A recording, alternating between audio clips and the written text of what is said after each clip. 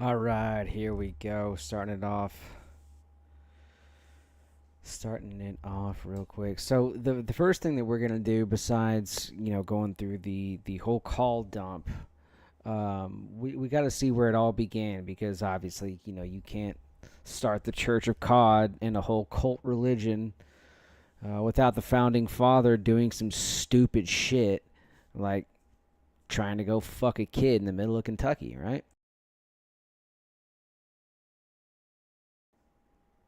So we're gonna watch him do this. Let me continue setting this up. I'm so sorry. I think I've. All right, here we go. This is where it all began. So for anybody who is uninformed and doesn't really understand the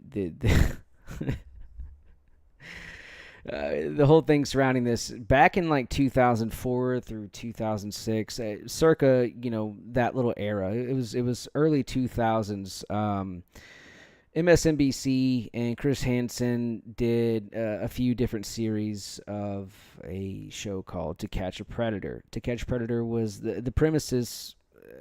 The premise was essentially, we're going to go into a few different chat rooms on the internet, and this was prehistoric internet. This was caveman internet. So you could hop into chat rooms on Yahoo and AOL and all these different things. And basically, it was just a cesspool. It was a bunch of fucking old horny dudes looking for, just young people and trying to exploit them, is essentially what they all were. And so they set up sting operations across the country, and Lorne Armstrong was one of the predators caught in a sting, and the sting that he was caught in was in Kentucky, and it was the very last sting of the series. The only reason that he is so memorable is because for like 10 years after the fact, he's been catfished over and over and over, and we'll get through all the history, and I'll help everybody sort through the ins and the outs, and draw the connections and connect the dots. But this is where it all started. This is where, as the Church of God would like to call, basically this is the rebirth of Jesus right here. If you're gonna compare it to anything, this is where Lorne shows up on his fucking birthday like a fucking idiot to try to have sex with a kid. And that's where it all starts, right here.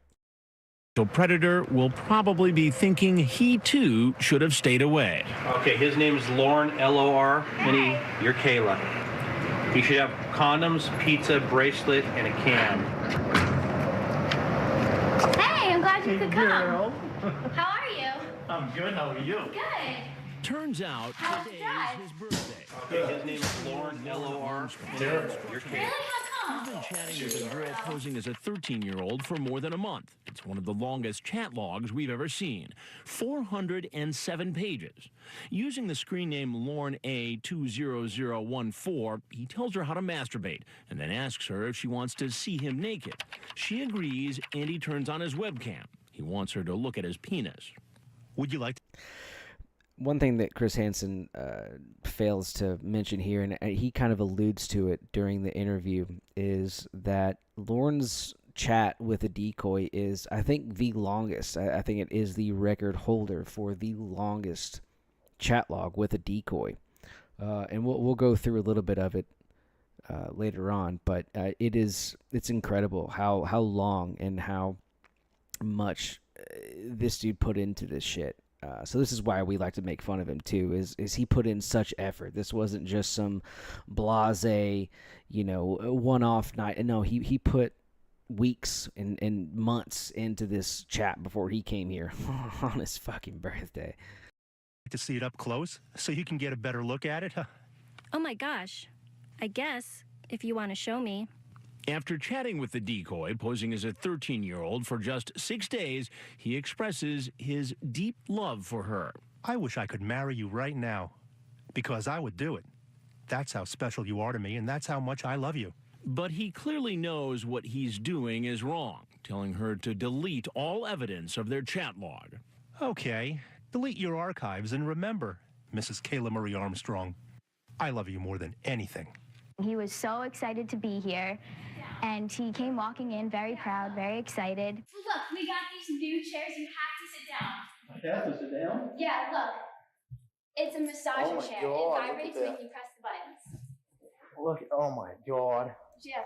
This sets the stage for how fucking stupid Lorne is, right? So he walks into this house. It's a huge house. You would think would be furnished and decorated. You know, it's ornate. And he walks in. He sees this weird ass poster on the wall and two fucking lazy boys facing each other. And he's like, "There's nothing suspicious about this."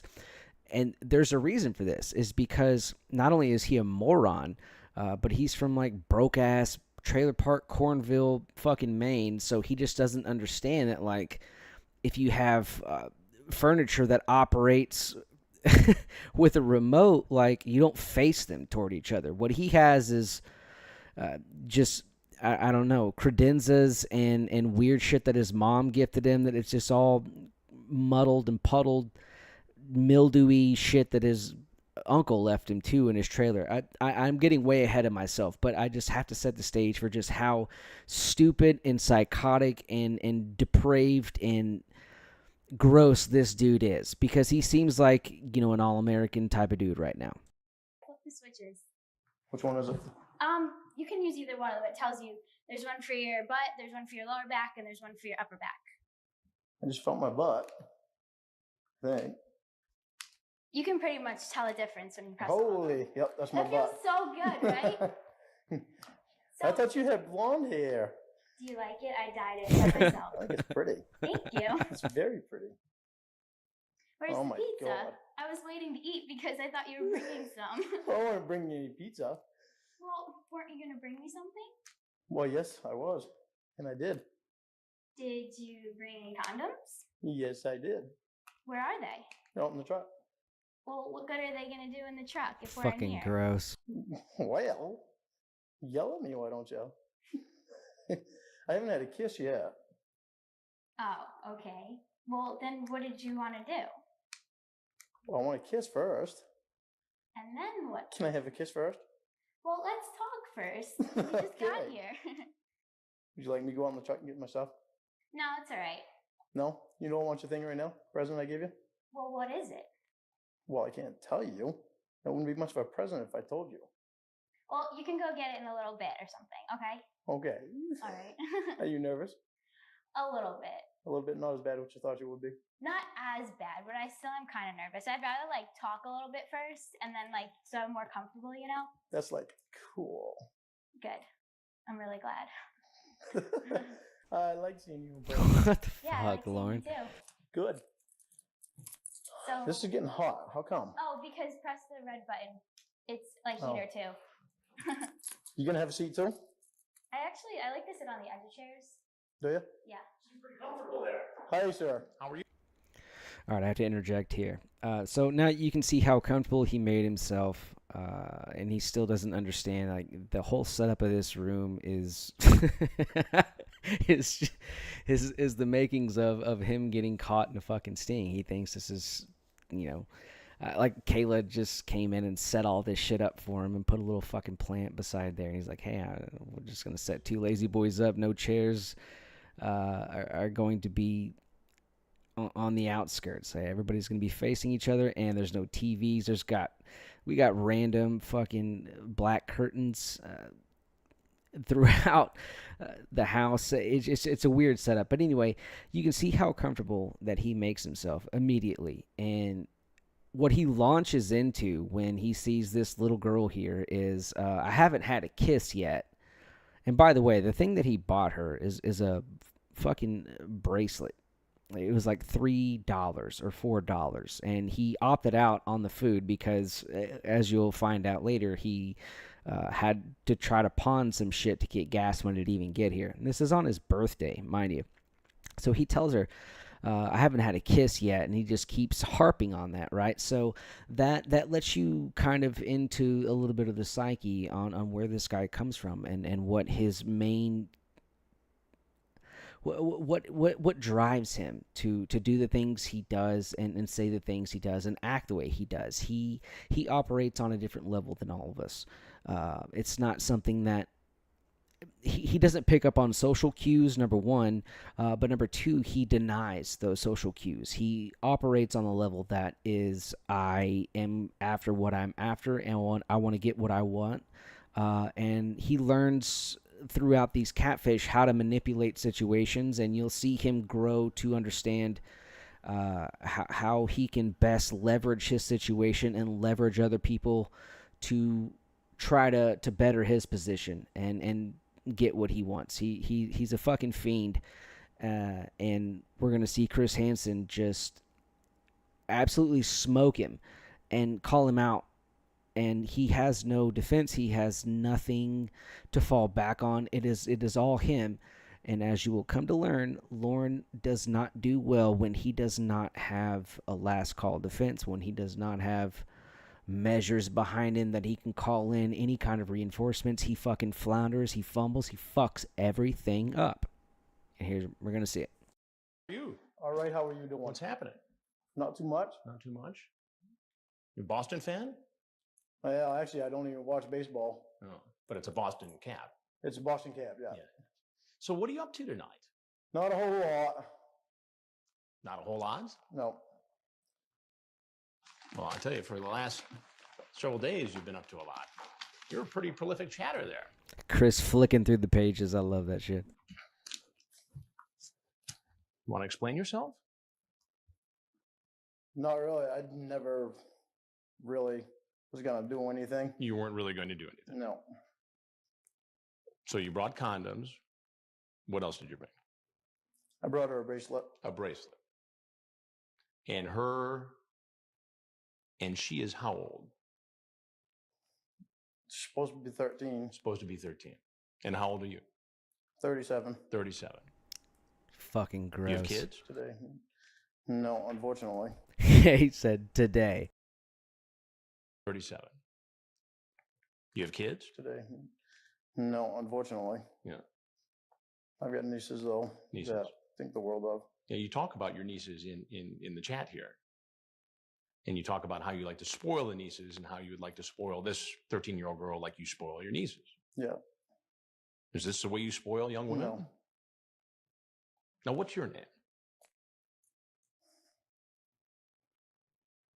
This is what I was afraid of. What were you afraid of? Stupid move. What were you afraid of? Just because she was a nice girl and She was a nice girl. You still haven't told me your name, though. it's Lorne Lorne what? Armstrong Armstrong. And where do you live, Lorne? in Nashville now. Nashville. What do you do in Nashville? Actually, I work at a construction company. And what do you build? I just started there last week. Building a gym for a church. A gym for a church. Is that a good job? Yeah. Now, besides all this chat here, and we'll go through that in a minute, you also sent a whole bunch of pictures. He moved to Nashville from Maine because he juiced an old lady out of 50 grand because he told her he was going to do like a whole remodel on her house with him and his family and some of his buddies. He packed up and fucking left. That's why he did that.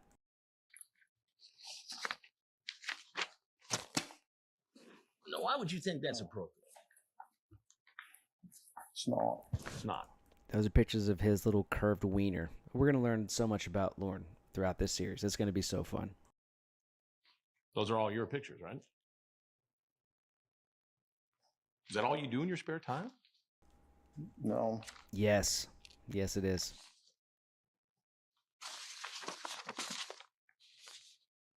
You ever get in trouble like this before? No, I've never done this before. You've never... No, he never got in trouble like this before, but what he did do was try to hang out with a few people that were underage that he met on MySpace, and he recruited some of his friends. One of them was Tony Farmer, that they went to, I don't know, some stupid-ass fucking fair in Maine. But this is not the first time that Lorne has ever tried to meet an underage person through the internet. He became such a purveyor and became really a pro at this kind of shit before he knew even how to fix his own fucking faucet. But yeah, this is not his first time. As much as he tries to, deny it here, as we'll come to find out, this is not his first foray into trying to figure out how to solicit underage girls through some sort of internet medium. Ever done it before? Have you ever met anybody in person who you first met online in a chat room? Lies. No. This is the first time.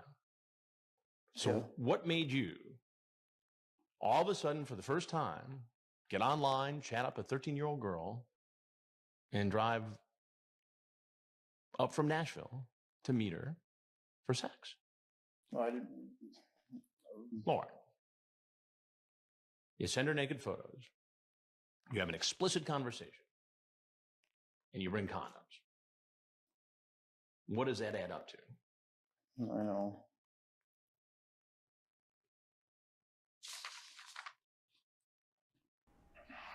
Look at Chris looking through this shit. He's just getting a load. At first, you seem like the Good Samaritan, the protector. Don't tell me your last name. Don't ever tell anyone from the internet your last name, okay? Okay, why? Because there are some real weirdos on here sometimes, and they might try to go looking for you. So don't ever tell them your last name, your address, your phone number, the town you live in, or the school you go to. You're one of those weirdos. I mean, was that some kind of a ruse to gain her trust? No, it wasn't. It Yes. wasn't. So how did it go from, hey, be careful, don't give anybody your last name, to, hi, here's some naked pictures of myself and I'm coming over with condoms? I don't know. You don't know. Well, you must know something. I mean, help me to understand this. I don't know What do you why. mean you don't know? I even did. You don't know why you did it. Well, I think I know why you did it. You did it because you wanted to have sex with a 13-year-old girl. Yep. I don't think that. No, what? I don't think that was it.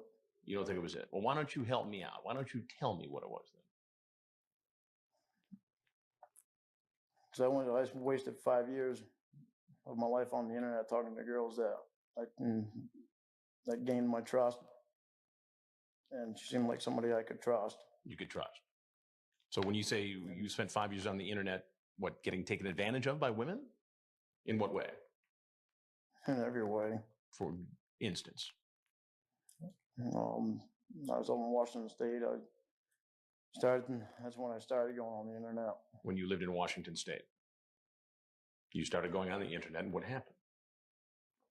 I met a girl, and she said her name was Amanda James, and she told me that her daughter was her niece, and that she was watching her niece. Well, she was actually had custody of her niece. And then? 3 years later, I moved back to Maine just to be close to her because she lived in Pennsylvania, and I didn't date anyone. I didn't see anyone because of her. All right, so what happened? I got back to Maine, and I was talking to her on the phone, and my sister wanted to say hi to her, and my sister had been on the internet for a couple of years, and she was able to read people pretty good. And what happened? And she got on the phone with her, and after she got off the phone, she was only on the phone with her for about 2 minutes, and she got off the phone with her and told me that she wasn't real. She wasn't real. She told me she was lying to me, and she'd been lying to me all along. Did you ever meet this woman? Did you send her money? I sent her money. I sent her all kinds of Dale Earnhardt things. Dale Earnhardt things. Dale Earnhardt Jr. things. She was Dale. The race car driver. Yeah. And so because you got taken advantage by a couple of women on the internet, you thought it was okay to take advantage of a 13-year-old girl on the internet? No, I didn't. You didn't? No. I'm very happy that you talked to me before talking to anyone else, though. This way, you'll be safe.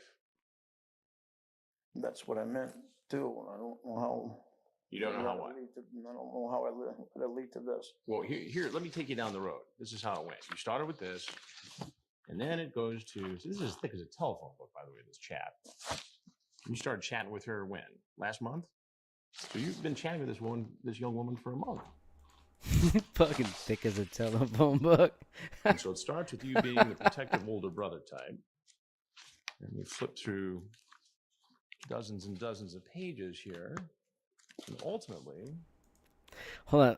Look at what Chris has in his hand right now. That's all Lorne typing. At some point, we'll explore a little bit of the chat, but like, look at what he's got in his hand. Just page by page by page. It's like I said, this is the record holder of pages you can print off for a chat, man. Lorne was into this shit. He's a depraved and sick fucking scumbag.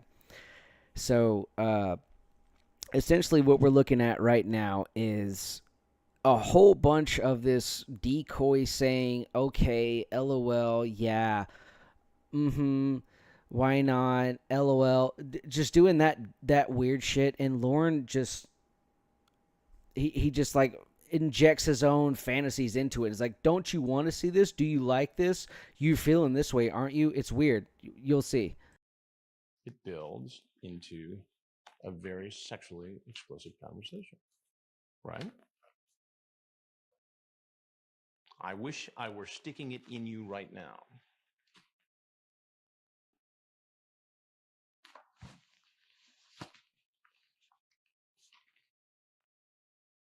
You tell her to delete her archives after we stop talking again, okay?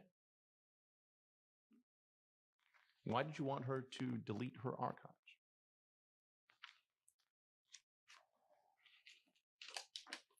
Help me out. I You didn't want to get in trouble. I didn't want her to get in trouble by her parents.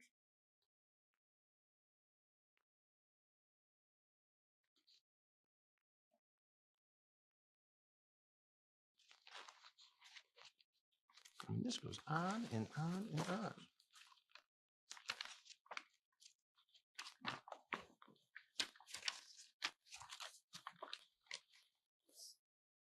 Do you think naughty thoughts about me before you go to sleep? You talk about getting married to her. Getting married. She's 13. Yeah, Huh? when she was 18. Whoa. What do you mean she was 18? So I meant when she was 18. Well, you were going to marry her when she turned 18. But you're just going to have sex with her from the ages of 13 to 18 then. Are you excited about me or my penis?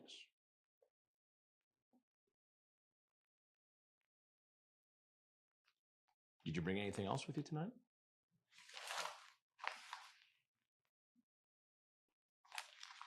Like what? Like anything? Nope. Food, alcohol? Nope. So just the bracelet and the condoms? Nothing else?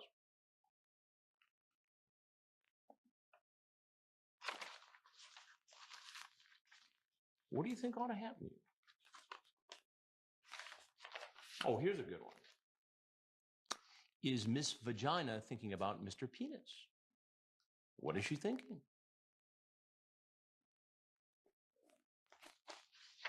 What's up with that?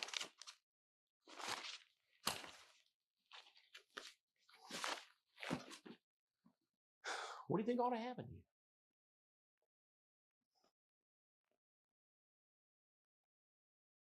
Help me out. I think I should go to counseling to get off the internet.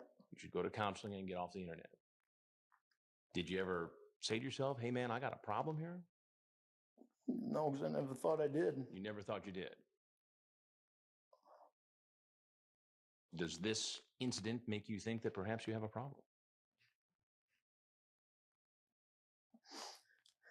What are you going to do about it? I can do some things I can't do that. Oh my God. Well, Do you ever watch television much? You ever watch a program called Dateline NBC? Well, there's something I got to tell you. I'm Chris Hansen with Dateline NBC, and we're doing a story on Cawls. Now, you're free to walk out of this house right now. But if there's anything else you want to say, now would be the time to say it.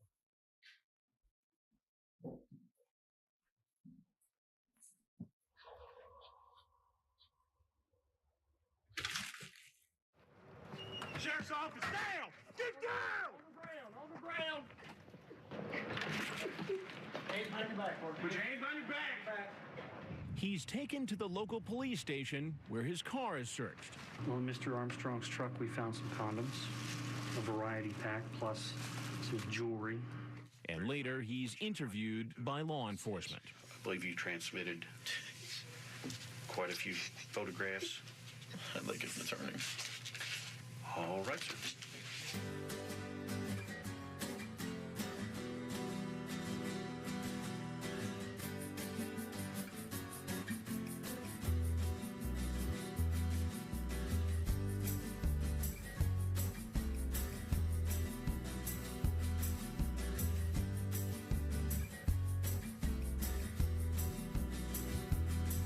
Now the devil said, come on and walk with me.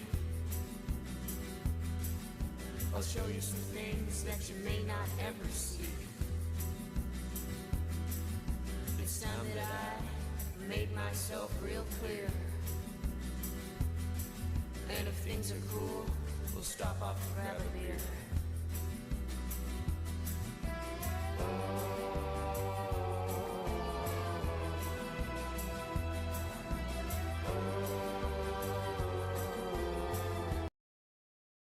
You ready for me?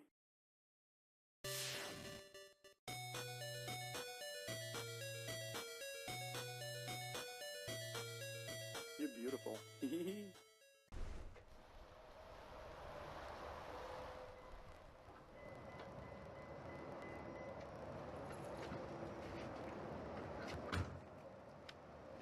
Hey, I'm glad you could come.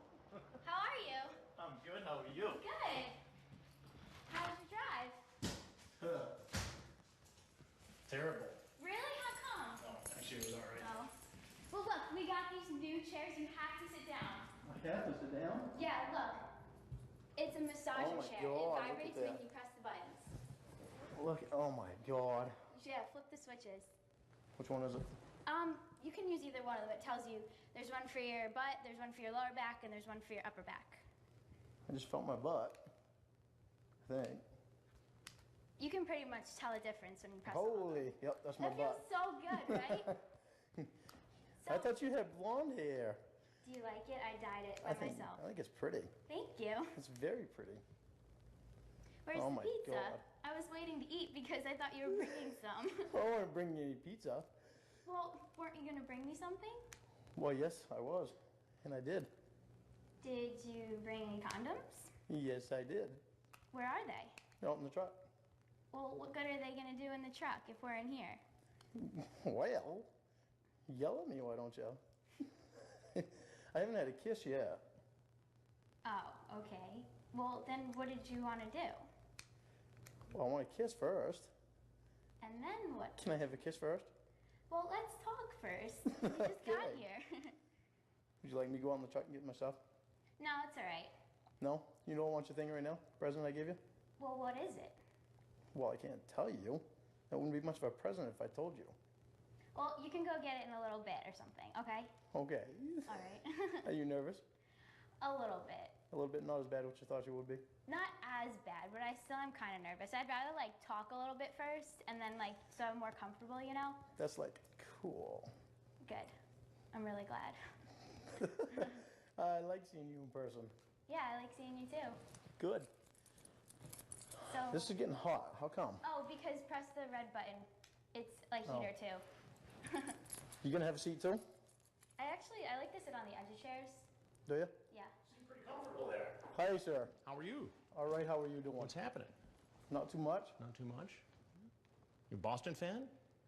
Well, actually, I don't even watch baseball. Oh, but it's a Boston cap. It's a Boston Cap, yeah. Yeah. So what are you up to tonight? Not a whole lot. Not a whole lot? No. Well, I tell you, for the last several days, you've been up to a lot. You're a pretty prolific chatter there.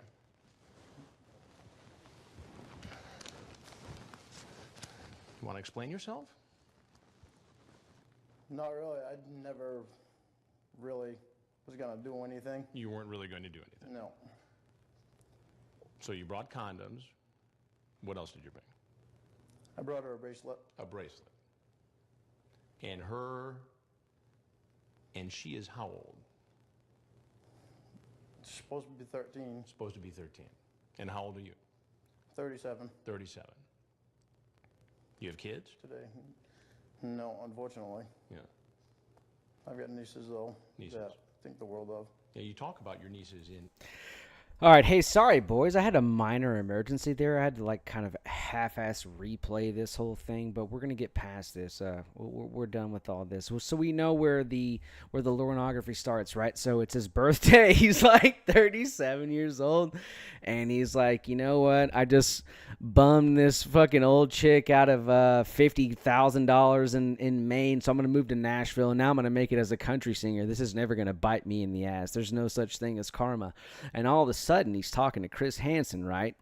And then here we go, like 15, 20 years later, we're still talking about this fucking goofball because he's such a goddamn moron and a predator and a piece of shit that he just cannot stop putting this athlete's foot in his mouth.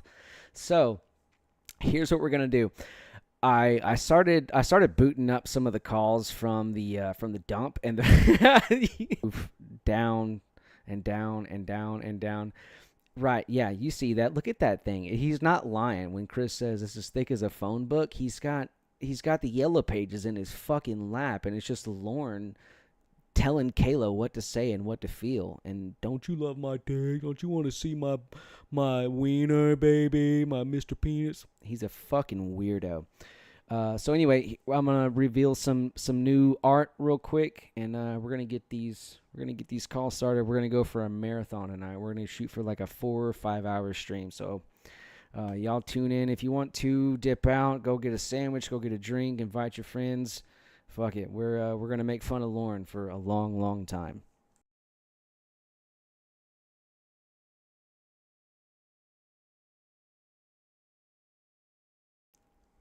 Hey, look at Lord there with this precious princess. Dale Earnhardt in the back. I fucking love this shit, dude. Making fun of Lorne with art is, dude, it's such a good bread and butter outlet. I know that if I have the worst day on earth, at least I'm not him, and I can come home and just make something that makes fun of him. Anyway, let's do this. Roy's depressed. This is Cawls Part 1, Chapter 1. Here we go.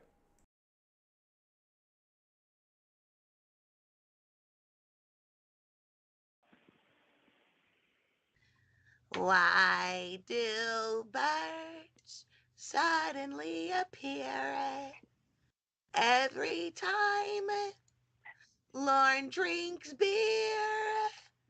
Just like me, Lorne longs to be addicted to booze. Sorry, baby, I sang for you. Why do you feel like you have to do just the opposite of what I ask you to do? Because you don't control me, and you have to realize that. So when you stop telling me what to do, then I won't have an opposite to carry through. Anyway. I do control. You know, I forgot that there is a whole line of questioning, and what opens up this whole Pandora's box is a person named Ember Infierno, and she's just a troll. She's a catfish. I don't really know exactly what spawned the whole interest in Lorne or why she chose Lorne as her target, but she did. Wrote him some letters, and he got in touch with her. I think we need to play those first and just hear exactly how this whole thing unfolds and where the centerpiece is. it's just essential to the conversation, I feel like. So this is the first call between Lorne and Ember. This is where the whole catfish trolling, this is where everything got its beginning. This is, I guess, chapter 2 after TCAP, when he was feeling like he couldn't go out in public and everybody would know his name. Unfortunately, he was not the celebrity then that he is now until Ember. So here we go. Here's call 1.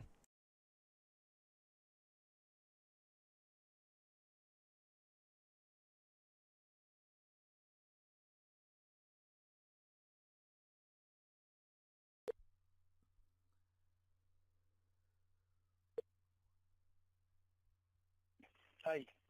Yeah, I'm sorry. I hope you don't see this as a big imposition. Thank you so much for, giving me time. I don't see it as any position. Oh, okay, good. I see it as very nice. I'm in the process of doing things. Right now I'm concentrating more on getting my the whole thing back in court. But and plus I'm trying to get through this sex offender treatment class and try to get off probation, but I can't get off probation until I get myself back in court. Because if I put a motion in, do you know what sentence is that they gave me? Well, I know that they gave you lifetime registration, but I don't know about the what is it? What did you do? Like 7 years? Well, that was for state. It got me 2 charges because they got me across the state line, just made it federal. Because I was in Nashville, I went to Kentucky. Oh no! It was only. Yeah, I get it fucking straight. I wasn't charged just by the state. I also got fucking national crimes. The whole government came down on me. God damn it. Yeah, it was only like an hour away, but they're still crossing over the state line. Yeah, they do whatever they can to throw it at you. Fucking loser. Yeah. So they gave me 7 years for a state sentence, and for federal they gave me 5 years. He doesn't know this person. This is the first call, too. This is how out and about he is about his shit. And he's like, it's got Williams syndrome or some shit. He never meets a stranger. He just can't wait to just shout out his crimes. It's fucking strange. It was actually supposed that, the federal didn't give me, trying to remember what to call it. But they didn't give me the time that I had already spent in jail. Oh, okay. They didn't put that towards my sentence. They didn't add that onto my sentence, or they didn't put it towards time I had already spent. Yeah, like your time served, the time that you were already there. Yeah. Oh, so they took days that they shouldn't have kept you. Yeah, like 8 months. Oh my gosh. Oh God. Do you have a good lawyer? Yeah.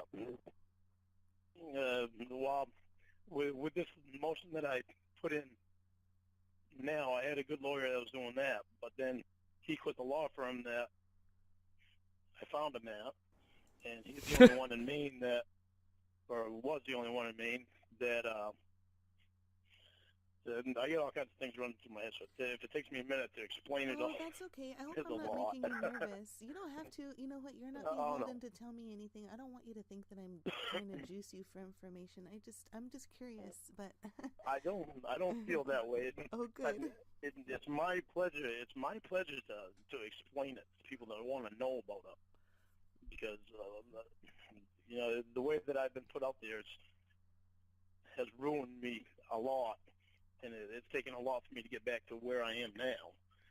And for me to keep fighting, it takes people like you to make me realize this is why I'm still fighting. Look, he never had somebody that he sought out or like the best of Maine. He had a corner-pointed attorney because he's never been above zero ever in his life. His debts are so piled up, and we'll see this as the series goes on. He's never been above zero. Dating back to when he was playing fucking Foursquare in 8th grade, he was always charging his lunch on a negative balance. So don't let him fool you like he's fucking hiring people. That's not the way it is. What happened was the dude that was representing him was like, fuck this. This sucks. This is awful. It's a waste of my time. And this dude is never going to get out of what he's trying to get out of. And he still hasn't. So he made the right call. But now we're seeing the after effects of what Lorne is trying to put off as he's hiring a bunch of people and stacking the court. You know, he's doing an O.J. Simpson maneuver, but he's a broke bitch. This is all corner pointed shit. Everybody's in cahoots behind him. They're like, dude, just send this fucker to prison again. Yeah. Because there's things people don't know, and not be damned if I want to die and people think this way about me. I don't know. There were so many factors. See, this sex offender treatment class that I have to take, when I passed the lie detector test, the people in the class, I told the people in the class what the question was, or what one of the questions were, which was if I had ever solicited sex from a minor. My answer was no, and I told the people in the class about it, and they told me that they said, well, if you didn't solicit sex from her, then how'd you wind up with that charge? Yep. I said, well, I never went to trial. There was a plea agreement, and my lawyers, the prosecutor scared me into taking the plea agreement anyway. Mm-hmm. But my lawyers talked me into, because I had mentioned going to trial on it to my lawyers. He never mentioned entrapment or anything to me, but he had talked me into taking the plea agreement. And there was evidence that I hadn't seen, like in my discovery package. I never saw the videos until after I was in the house. Those videos. Yeah. Oh. Yeah. Well, see, the federal investigator asked me if I wanted to see him, and I told him yes, but he never brought him back for me to see him. Oh. And the conversation, there's supposed to be 407 pages. Yeah. And it was missing 149 pages. Oh, so it was like 600. Yeah, that's a lot of evidence.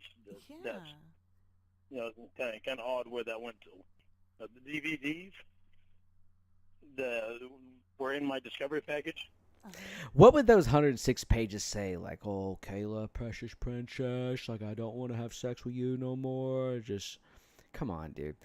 He's talking about just weird, off the wall, just crazy. You sit in your cell all day long and you try to figure out your own defense and just weasel your way out of all these charges.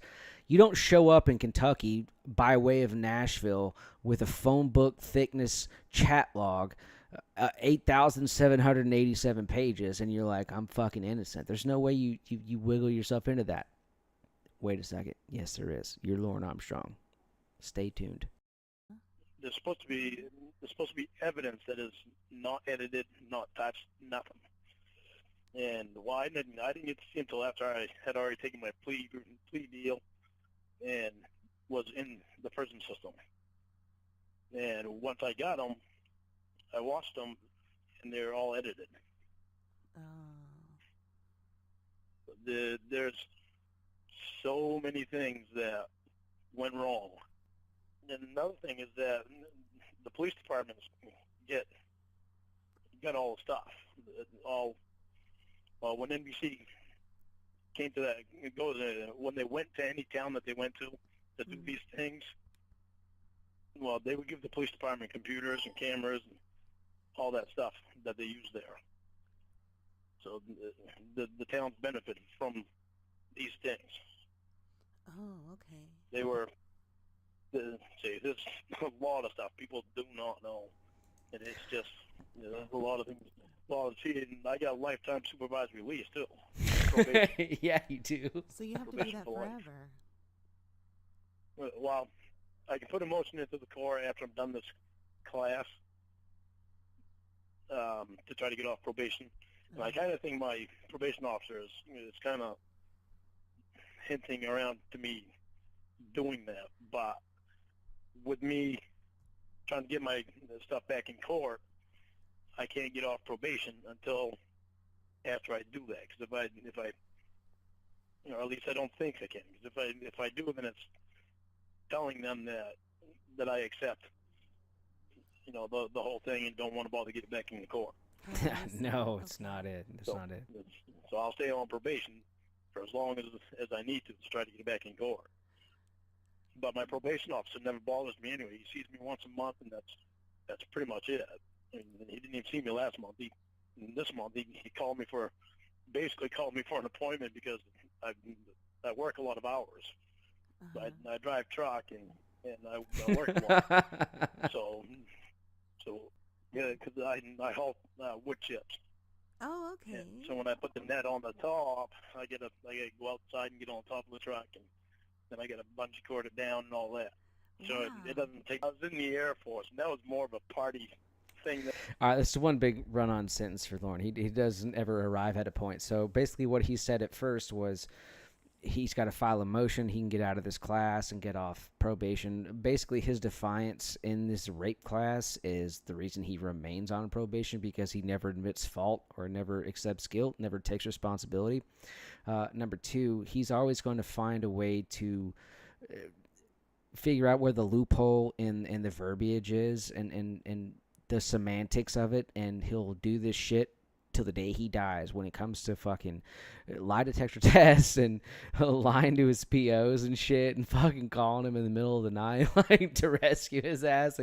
He gets on some crazy escapades. It's fucking wild what he'll do. But you'll notice that there's a lot of run-on sentences, and Lorne goes from one idea to the next without any breaks or any opportunity for anybody else in the audience to question or to ask what for, or to can you explain some more? Can you explain the topic? Can you let me know some more information? No, he just wants to move from one to one to one to the next. These are the facts that I've laid out for you. You accept them as fact, and now we go. This is Lornography 101. The goalposts are always moving, and they are always infinitely held within Lorne's head that we have canon here. And it starts here and it ends here. He's a weird fucking dude. Than anything. Oh, really? I wound up getting out early. Yeah. You were a party boy. Yeah. You sound like me Yeah. when I was younger.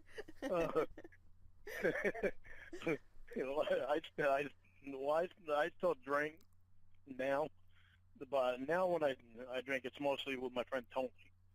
I go over to his house and drink have a few beers with him, and his girlfriend's there too, and we all just sit around the table and talk and stuff, and have a few beers with him, and because they don't get stupid. Yeah, she doesn't drink anymore, but usually it's just me and him drinking so she anyway. tries to get you guys drunk because you guys are fun when you're drunk. No. Yeah, Tony is quite a fun guy anyway, but I'm constantly calling him, texting him during the day. He calls me names, and I call him names. Just joking around with each other. But we have pretty good time. What does he call you? It's actually, he calls me cockhead. I guess it could I be call worse. him puff nut. It's so funny that he talks about him and Tony being just like two good old boys ribbing each other, and knowing what we know now, it just looking back on this, like he's so full of fucking shit. He's so full of shit. Awesome. So, I've written one book already. Oh, you have? Is it published? Yeah. Yep. Oh, wow. It's not about my case, though. What's it about? It's a book called Taking Abroad. Uh-huh. Not taking abroad. Right, where are you going to take abroad. me? It's actually about a kid that goes into the military after he gets out of school and goes over into Iraq and loses it. Has anybody in chat ever read this book, by the way? I just want to know if anybody's ever ordered it. Then comes back home, he winds up getting married, and as a kid, and he winds up losing it again. Oh, wow. Just thinking about all the things that happened to him in Iraq. And 50% of the net profit goes to Wounded Warrior Project. Oh, and wow, that's amazing. Another 25% goes to the fire department in my town. And then the other 25% goes to me. there's a Facebook page called Church of COD where you are, and I know the website is defamatory, but there's the Facebook page where they worship you as a god, but they call you COD because of the way you pronounced COD when you were upset. You know, with Chris when they stormed in. The way it's said. Yeah, the way that you said it. And you know, they worship you like a prophet. There's one girl who constantly says that she wants to get on her knees in front of you. It's like a big old cult. What? It's a big old cult of people who are interested. Oh my word! This is well. See, I got a letter in the mail. It was from Korea. Oh, wow! Yeah, that's what I said. Say what? When I got it, I was like, "You gotta be kidding!" Say what? Me. Right. When I got it, let me see if I can. He tries to act so cool. Say what? Oh no, we both said the same thing. Oh my word, it's funny.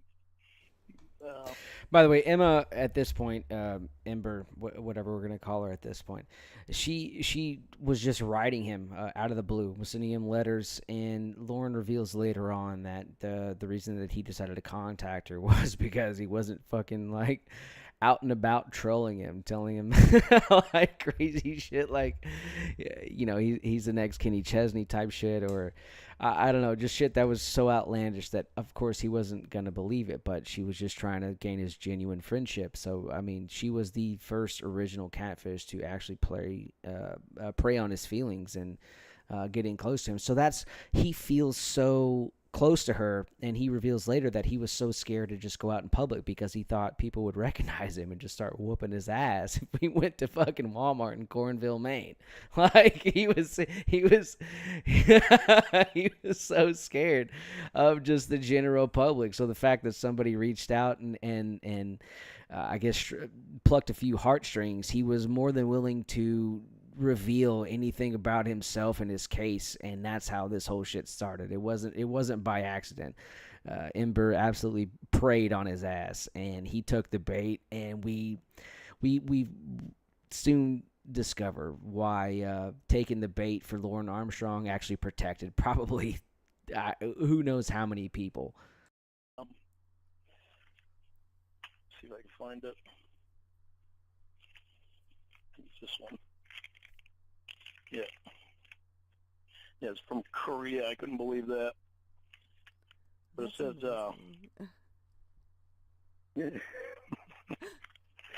it's so funny. It says, "Dear Lorne Armstrong, I would just like to say you are me, Lorne, and Savior. I am a member at the Church of Quiet." She spelled that wrong. Instead of God, she put quad. So for Korean, she's actually doing pretty good at writing English. Wow. I thought that was all a joke. I didn't really know that there was a website.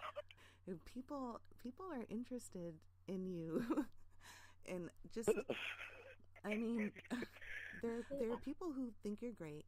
There are people who don't like you. There are people who think that you should, you know, they've looked way into the case, and there are people who think that you should come out and vindicate yourself. And then there are people who think that everyone should leave you alone. But then there's the group of people who Photoshop your face onto Jesus on the cross and put it on a website. And, oh my and people comment. Oh boy, that's amazing. There are some fruity people out there. Holy crap! But it's hilarious. Yeah, I you know what? That's what attracted me. I didn't know what it was. I mean, I saw the Dateline stuff, but this other stuff I didn't realize. I didn't realize what it was, and I mean, a lot of it's done in a mocking way, of course, and I know that that's not lost on you because you have a good sense of humor, but there are a lot of people who don't regard you negatively. while they don't believe that you're going to save us when the Antichrist comes, they they just think you're an interesting person. I mean, you certainly have the most character on the show. That's what drew a bunch of people to the YouTube thing. And then I think the comments from the YouTube videos. I mean, I've made a video where I sing about you and your offender registry picture coming out. There are. Oh my God! So I just you should see the most recent one. I didn't care how my hair looked. Then I saw the picture. Oh crap! I gotta cut my hair. No, I did see it. You're wearing like a pebble-colored shirt. I can't remember what it is. I don't own the purple shirt. Must have been. It's blue. I think it was blue. Yeah, I got some shirts that are wearing out. You want to set up a website for me? Then go right ahead. I should. What should I call it? Oh God, it all blows my mind. It's amazing. I can't believe that nobody else has told you about this. No, well, just this letter from Korea, and it's like, I didn't think it was real. I thought she was kidding. No. Even in here, well, let me read the rest of it to you. When I saw you on Dateline NBC, I knew you would be my life. Now I dedicate my life watching YouTube videos about you and learning everything about you. Did you know that there is a cult about you? Church of Quad. Oh, she spelled it wrong. It's supposed to be called. I've read your entire channel log you had with the decoys. It was amazing. I can see you truly loved Kayla, you precious little princess. Mrs. Vagina. I hope Mr. Penis wasn't so angry. Thank you for changing my life. You are my hero. Please write me back. Thank you. Oh, Quad. Oh, God. I read that. I was like, you got to be freaking kidding me. It's amazing. Emma does such a good job getting in his good graces and building like an immediate foundation of trust with this guy. It's it's wild. Then Perverted Justice sent me a card. Like a postcard type of thing. Oh. And it said it's something about the bubble bath on it, and bubble bath. Well, and down the bottom it was signed Kayla Marie, which was supposedly that decoy's name. Yeah. So Perverted Justice has been sending things that it's just. Maybe it's somebody saying they're Perverted Justice, or is it like on their? Well, no, they didn't say it, but I'm quite sure it was from them.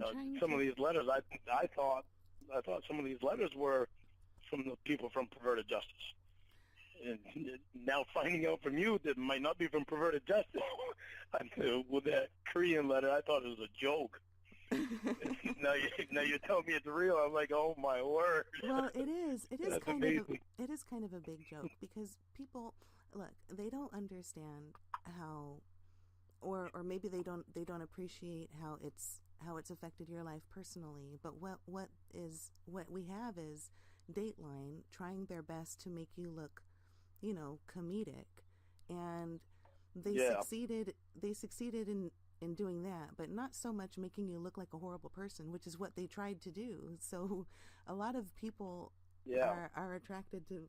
Here, let me play this for you. It's somebody takes parts of what you say and you said in your phone conversations, and they prank call people with them. And this one person prank called a Nashville singing school using only your voice. And they got the girl to sing back to you, to your voice, just using it. And it's things like that. Do you want to hear it? Yeah. Okay, I'll play it for you here. Okay. Can you hear it? Yeah. Hello? Can you hear it, Lorne? Good, how are you? I'm doing Yep. good. How are you doing? Good, how are you doing? How are you doing? Good. What country songs do you know? Pardon? What country songs do you know? What country songs do I know? Yeah. Am I on is this a quiz show? Huh? I said, is this a quiz show? You cut out a little bit, so I couldn't hear you. Oh shoot, I keep losing you as well. Let me see. What can I sing to you? Okay, I got one. Okay, you ready? And then they have you sing your good song. Okay. Look at the two of you dancing that way, lost in the You moment. do such a good song with that song too, Lorne. You do a good job. So much in love, you're alone in this place, like there's nobody else in the world. I was enough for her not long ago. I was her number one. She told me so, and she still means the world to And she stays on for the entire song because it's so good. Huh? She stays on for the whole song because it's so good. Oh my God. So after you're done singing, usually, because this has been done a few times, people will say, "What a good job."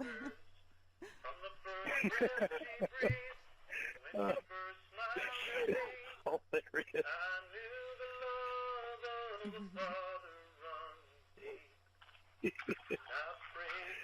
Oh my God.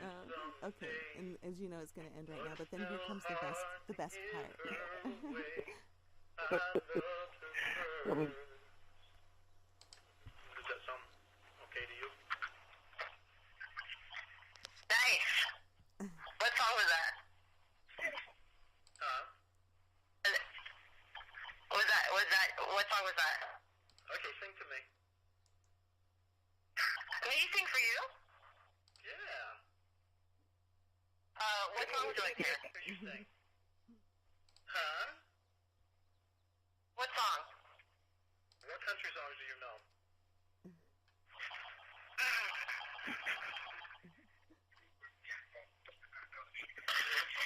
Hello? I'm trying to think of one.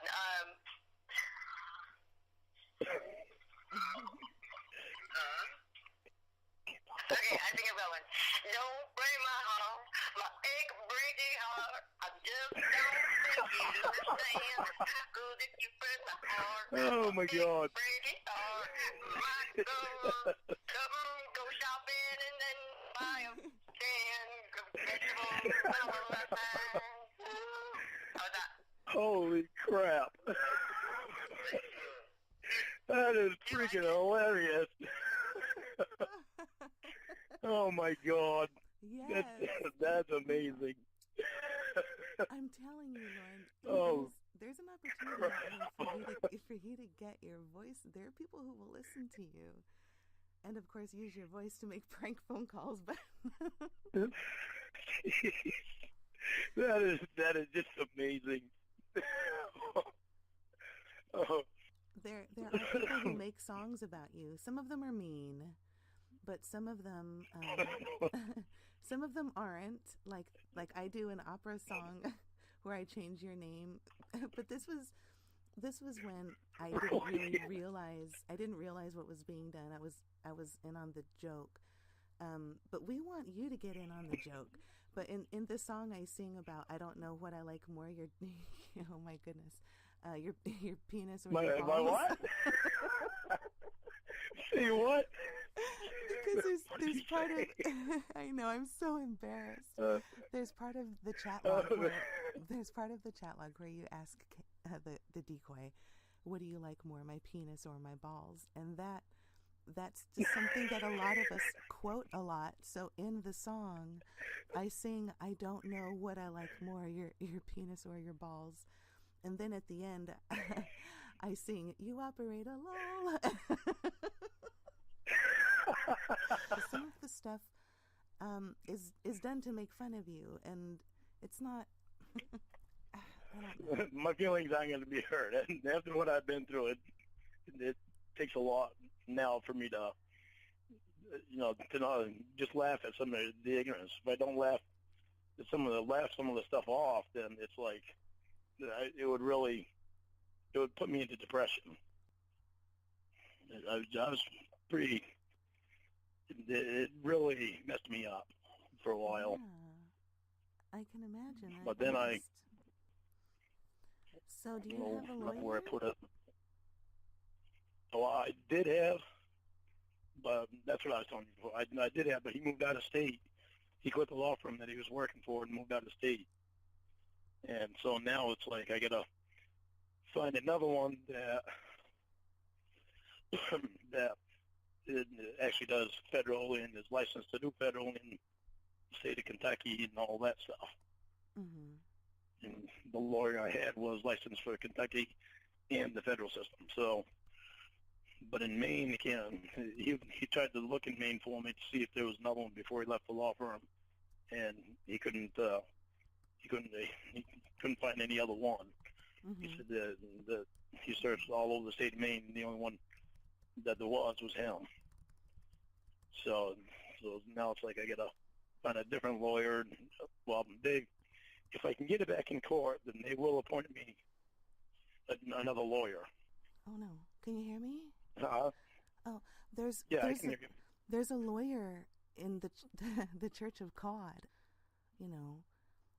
Really? His name's Josh. Really? Yeah. Are you interested in getting into contact with him? Yeah. About it? Yeah, I think so. I think so.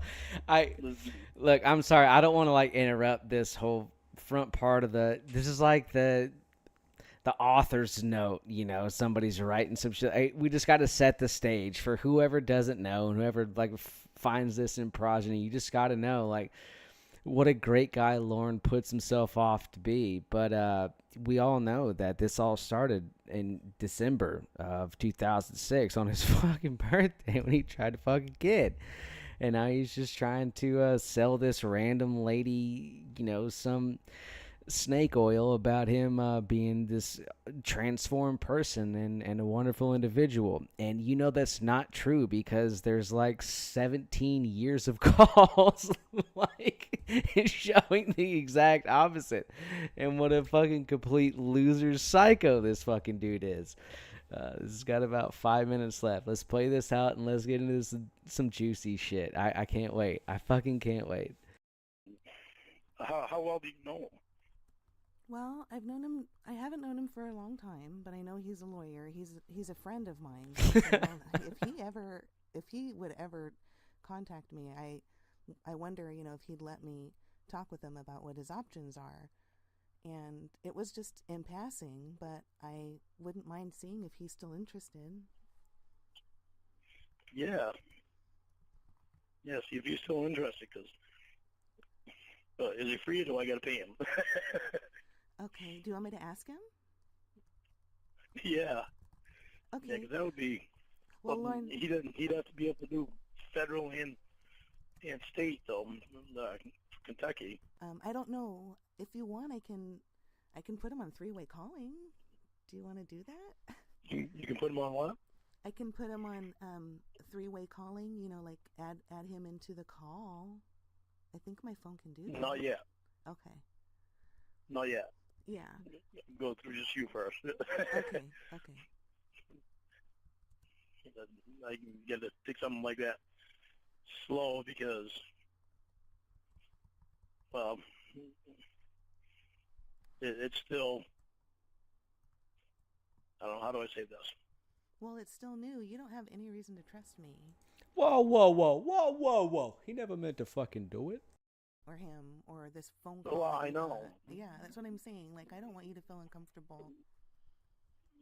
But well, see, that's the thing. I want to get comfortable. I really actually feel pretty comfortable with you. Honey. That's a good thing. But it's just, I don't know how to explain it because I have to absorb all the information you gave me today. It's like I never thought this stuff was, I thought it was all a joke with that Korean letter. I didn't know that actually stuff existed. So it's it is overwhelming. You're really a remarkable woman, I can tell you that. Oh, thanks, Lorne. Yeah, that was so sweet of you to do that. Well, I hope I didn't spoil your breakfast. No, you didn't spoil my breakfast. Speaking of, I ain't even eaten breakfast yet. Oh my goodness. Oh no, actually I did. I had sausage and gravy. I forgot. Oh, okay. Speaking Yeah, of I sausage and forgot all gravy, about that. did you know that there are pictures of your sausage on the internet? Let's see what? Perverted Justice released one of the pictures that they captured from the webcam, so a lot of people know that you have a thick, girthy penis. How do you feel about that? There's really not much I can do about it. Of course, we all know that's dog shit. Lorne's little spaghetti noodle fucking right angle wiener. No. I'm surprised you haven't gotten more attention So in other from words, it. in other words, you've seen my penis before. Yeah, I have, Lorne. I have one on you there. How often? How often? There was. How often have you seen it? Well, I have it as the background for my computer screen. No, I'm just kidding. So gross. It's so That'd be gross. hilarious.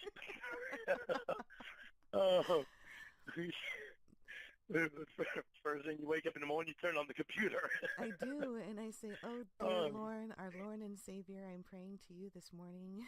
Thank you so much for showing us your penis." Oh God!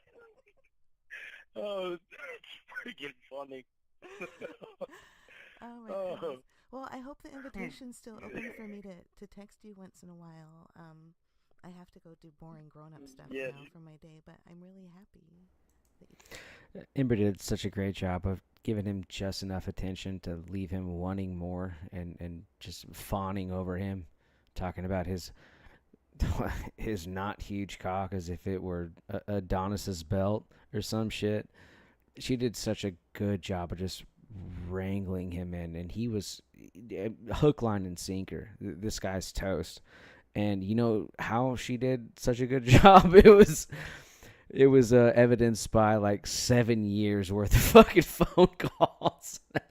That's how you know she did such a good job here. You said that I could text you. Thank you. You can text me and you can call me anytime you want to. Now we gonna talk again today? I don't think so. My husband gets See? out of work at 4, and after that, well, I'm gonna call you in the middle of the night and breathe really heavy, so don't get scared. It'll be me. Lorne heard husband, then forgot husband. Let's see what he does next. All right. I told you I'm a really good listener. All right.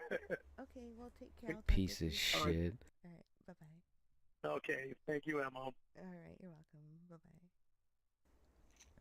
All right, we're going to go to call number 2 from the first Lorne and Ember meetings, just to establish the plot, the scene, the scenario.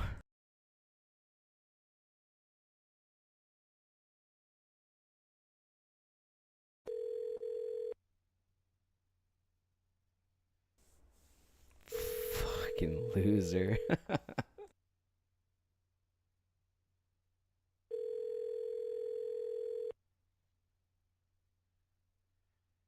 You reach Lorne Armstrong, leave a message.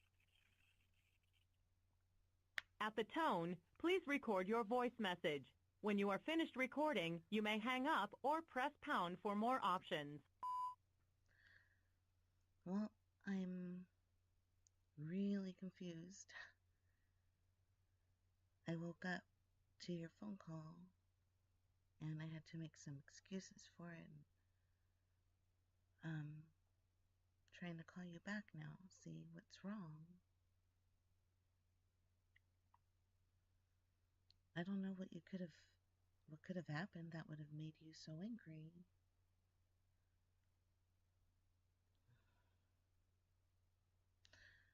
I'm sorry. This is a 46-minute call. There's an infinite amount of things that could have made Lorne Armstrong angry. There's no boundaries. It really doesn't matter. It's kind of a moment-to-moment thing. One thing that makes Lorne giddy and go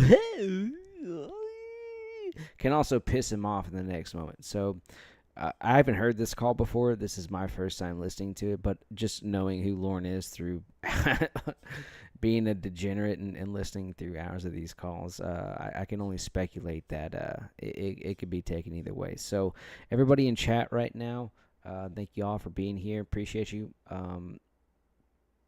Yeah, this is going to start a wildfire, man. This is going to be a long fucking marathon. Whatever it was, but I wish I knew. Bye.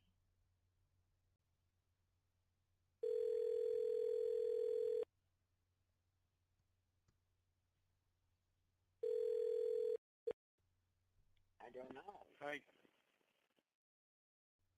Hello? Listen to me. Nikki. I'm going to let you talk to my stepmother because she's got a lot of questions. Okay? Well, I guess. Okay. Her name is Ruth. Yeah, she's not going to give you a You there? Okay, you there? Don't hit any buttons, Ruth. What? Yeah, I'm going to give you therapy. She wants to on speaker. Can you hear me? Hello? Hello? Hello. Question for you. Who did the Lorne Armstrong Facebook page? Which Facebook page? I don't know. The one that's talking on the website there that responds to your what you say on the website. Well, I can tell you that there are quite a few people who have Lorne Armstrong accounts, but that doesn't have anything to do with me.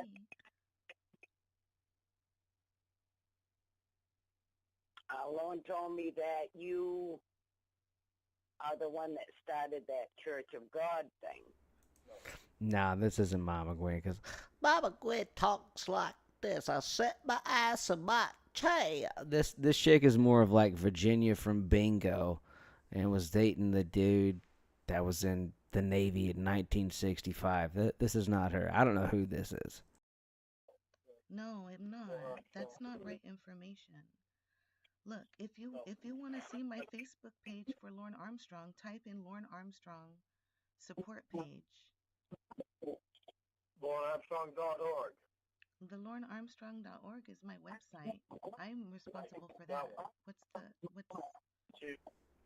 What's up, Blink? This Church of God thing.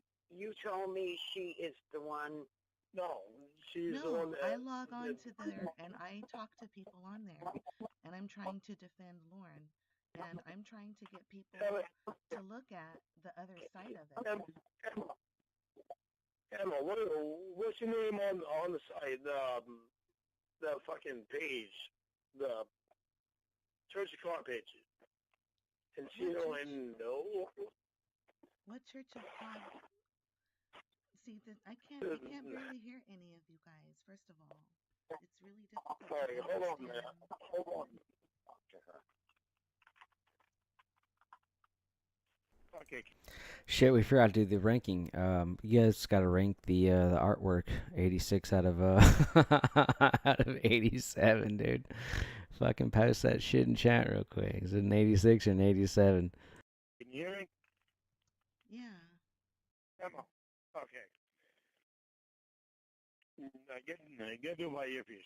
Ruth, you're gonna have to do my earpiece. She can't hear on this speakerphone. Okay. What was your name on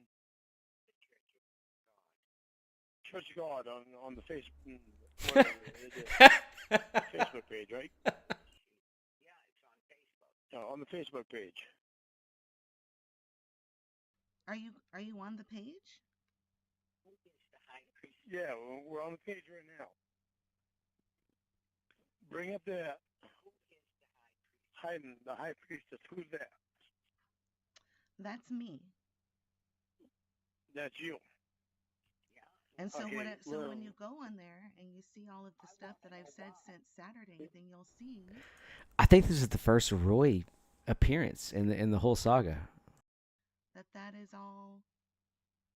There's But nothing on there. Thursday, that you showed me on Thursday. There's Lauren's stupid That I ass. saw you on Thursday. I didn't say that. No, on Thursday. On Thursday, it says March 10th. March 10th to 5:03. It says this is not fair. I have. Yeah, Natty Daddy. That's not me. That's some fool acting like it's you. How'd you take it? Supposedly, I was on the phone to you at that time. When? That wasn't. She didn't say that. I know she didn't say that. The high priestess. What's the problem?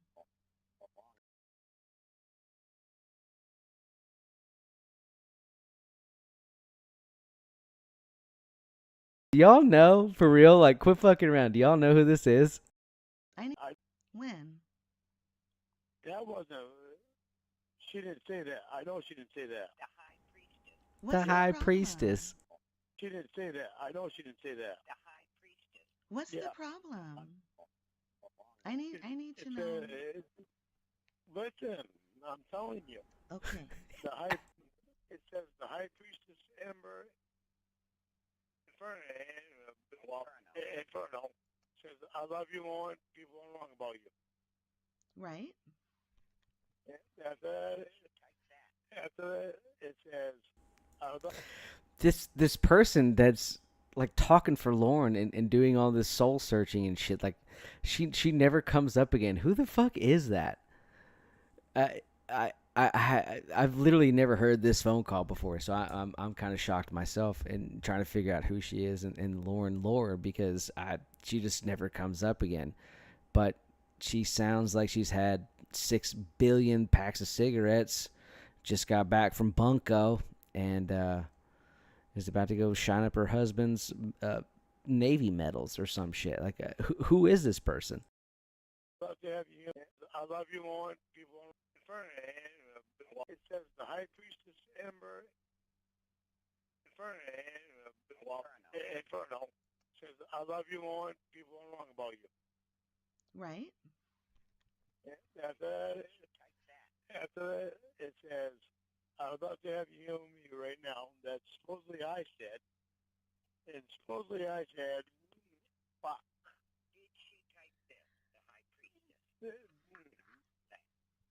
I love you. When we were talking on Thursday, from the time that I got out of my therapy at 5:03, did you type, I love you, Lorne, people are wrong about you?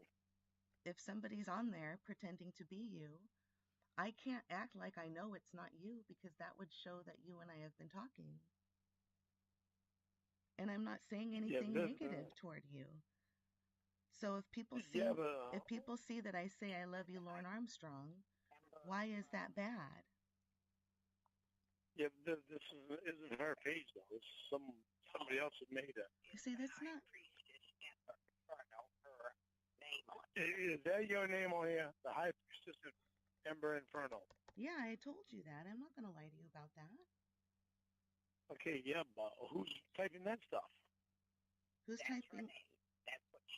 Right. So what's? Yeah, but who's typing that stuff under my name? That's what I'm telling you. I don't know. It don't matter. Yes, it does matter. I don't know who it is. It I don't. have any. It don't matter. Listen, man, hold on. Sorry. Typing that stuff under my name. That's what I'm telling you. I don't know. It don't matter. Yes, it does matter. I don't know who it is. I don't have any control over what other people do. Only what I do. So she can be protective of you all she wants, but I'm not going to sit here and allow somebody to say that I'm doing something that I'm not. I don't know who this other person is pretending to be you. And if you It don't matter. were to look on there and read everything on there, then you would see that there's nothing that I'm saying as of when we first started talking that is negative.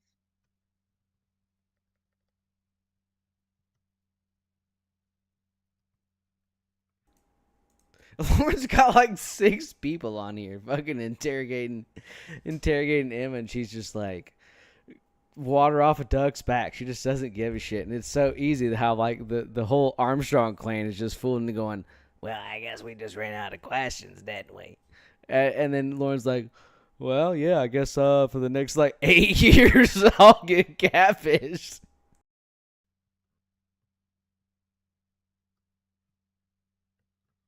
Look, if you guys are on Facebook right now or whatever's going on that you have me on mute, go to the Lorne Armstrong support page.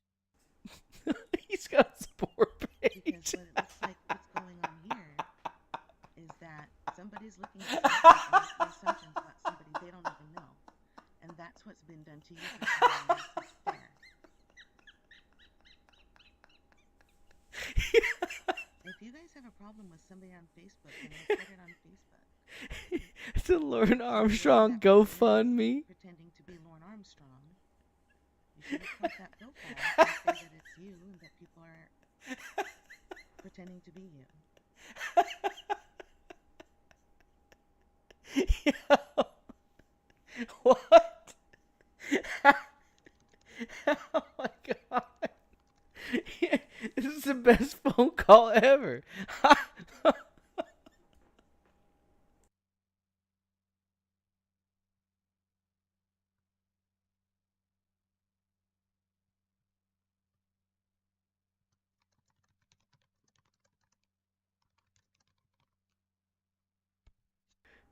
You're right. If he would have took anybody else's advice and said, yo, this is not a good idea, then this whole shit, this like 7 years would have just been not a thing. And he just said, you know what, I'm going to take the red pill.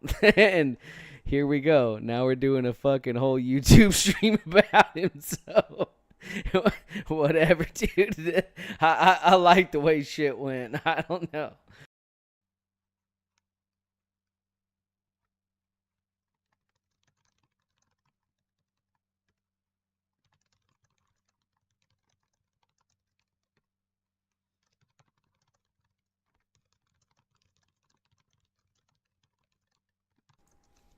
What a fucking idiot, dude.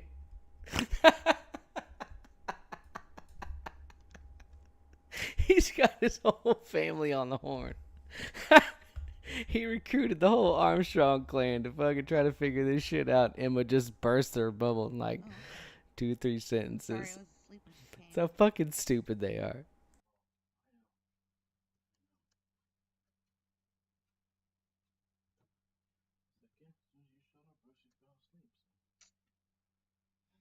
So check this out. Whatever is going on right now, I guess Lorne is getting drunk with somebody who's looking at the Facebook page. Oh shit, was that Tony and Wendy? Was that Wendy? Was that Wendy? Trying to call me out and talk shit to me like right now. Was that cookie whoopie pie? Yeah, it sucks. It's not cool. What the fuck is going on? I'm trying to find out. Y'all, let me know if I'm missing context here. Was that fucking Wendy?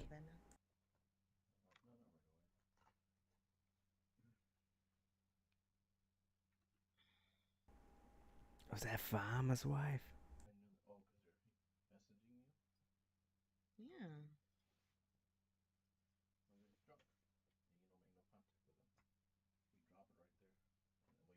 Well, I don't know if they're. I'm just saying that because.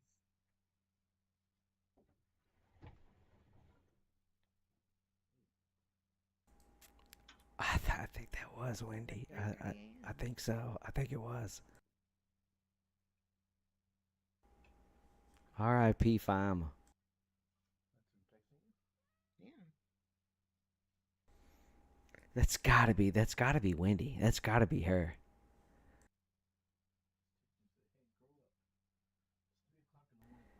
But stepmom doesn't make sense, because which dad? Like his original dad? Or like his other dad that cheated on him? Or cheated on the whole family with Roy's ex? That doesn't make sense. That doesn't make sense at all. Is it really the stepmom? Why is she involved? Wait a second. Y'all... Sorry, now I'm kind of confused on the lore right now. What got her involved? Is it just kind of one of those happenstance things, and she was just in on the shit from the get go and just fades into oblivion, never to be heard from again? Like, do y'all know the pretext or the context?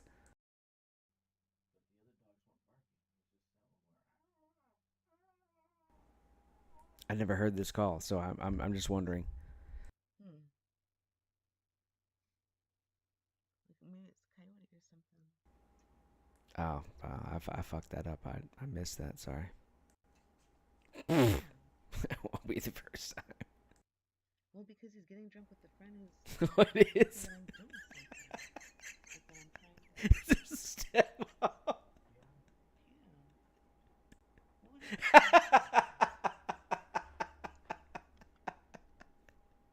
Yeah.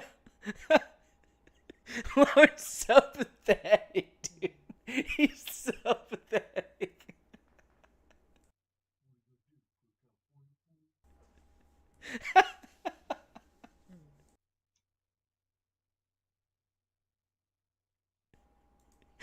She's got birds.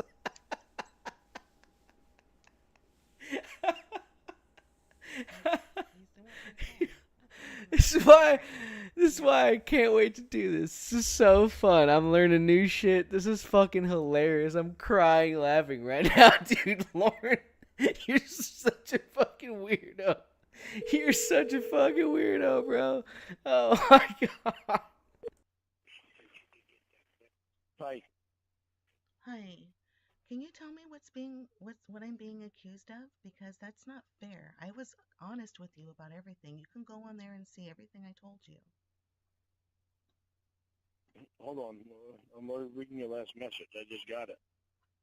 Look at it. You're being rude to me. That's rude. Okay. Okay. This lady that I'm talking to is my stepmother. Oh, yeah, here we go. She's seeing things on there that she does not agree with, and she doesn't think right, and it doesn't make me look good. Yeah, I know. And it was just done last night. What was at just 5:03? done? What was just done last night? Things that was typed by your name. But I don't see it. At 5:03. Listen. At 5:03, when me and you were on the phone with each other. Where Okay. neither one of us are in front of the computer right now because I was pissed and I wanted a cigarette and I wanted her to come out and smoke a cigarette with me. Because I was pissed. I don't know the fucking internet anymore. And I need people explaining the internet for me to me and shit. And I don't even want to know the fucking internet. Okay. That's why you were supposed to be my voice. Because I don't want anything to do with the internet. Love it. Okay. I'm sorry, I'm getting pissed because I hate the fucking internet. It's caused me a fucking world of hurt. Well, I'm getting pissed too. Because I don't understand what it is. That's the Listen, I'm gonna Emma, I'm gonna talk to my stepmother for a minute. It's so funny. We already see when he cuts people off, like, hey, dude, I'm not done emotionally dumping on you. Shut the fuck up. Let me finish first. Like, feel sorry for me, and then we can continue this. He already starts this shit. This is like call number 2. Well, that's fine. I'm sorry that you're upset. I don't want you to feel upset. That's not my goal. I don't understand. Hey, Yes.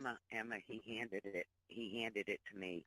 Okay, good. He said something about the personal Facebook page that somebody made up, Lorne Armstrong. Yes. He said something about you said you could get that removed as fraud. No, that you can. Lord. How to do it? Yeah, and I want you to do this, and I how want does him it- to do this. Let me tell you how. So He cannot. Can y'all hear Lorne in the background? Hold on, let me back this up. Can you hear him? Somebody made up, Lorne Armstrong. yes. He said something about you said you could get that removed as fraud. No, that you can have it Do you know recorded. how to do it? Yeah, and I want you to do this, How- and I how want does him it- to do this. Let me how- tell you how. So He cannot go on Facebook to report it. right, but a family member or a friend can. If you click on it, it says this person. You can report a profile for pretending to be somebody. Wait a minute. Emma, hold on. Yeah. How do you go about doing it? Well, you'll have to Don't click send it. on. You'll have to click on the profile, the Lorne Armstrong or whatever profile, and it'll bring you to their page, and it'll show you how long ago it was created. So then, on the top of the page, whoever it is, you can click where it says. Yeah. Okay, so you can click where it says. Let's see. Where it says add friend and message, there should be a little box with 3 dots that says report. Do you see that? In just a minute, I'm going to look. Okay. So I don't smoke in my house because I have birds. Okay. Hold on a second.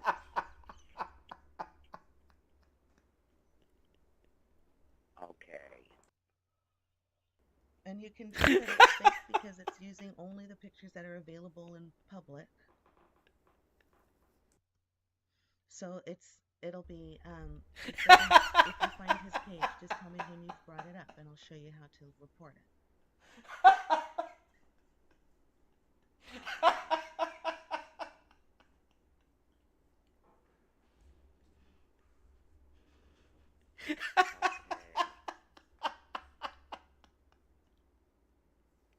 Well, I wish I could control what's being said. I don't like that there's people doing this, and I know that if I were you, I'd be just as protective and upset. But I'm not out to hurt Lorne at all. I've gone through a lot. I mean, expenses alone just to try. Okay.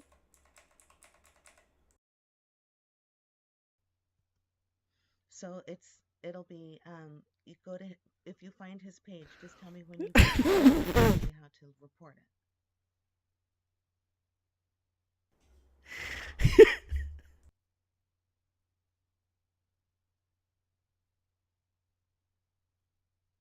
Okay.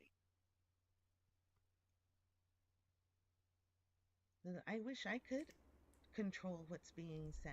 I This don't is like the that there's stupidest people shit I've doing ever this, heard. And I know that if I were you, I'd be just as protective and upset. But I'm not out to hurt Lorne at all. I've gone through a lot. I mean, expenses alone just to I wish he was more of a main character. That's so funny. try to let him know that I'm being supportive. I would never try to hurt him. He's had enough of that bull crap. He doesn't need more.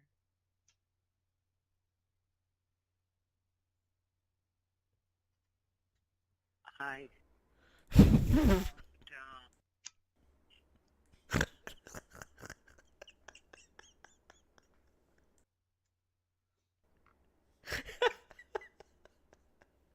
see, it reports it as me report. Oh, God. So if you choose report, and you can choose report this account. Yes, but then it doesn't have anything to do with it. It says report the profile. Right. It's a fake profile. No, don't choose that one. Choose the one where it says that it's trying to be somebody that you know. So report, and then you choose report this account. And then you click continue. Oh, And God. then where it says what's wrong with this account, you can choose the timeline is pretending to be me or someone I know. And I've already reported the account, but it doesn't get taken down off of just one report. It needs to be reported Stoop kid. more than that, or Stoop kid's afraid to leave his stoop.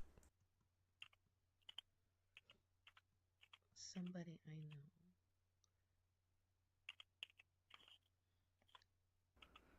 You're thinking of like Home Alone or something, the pigeon lady.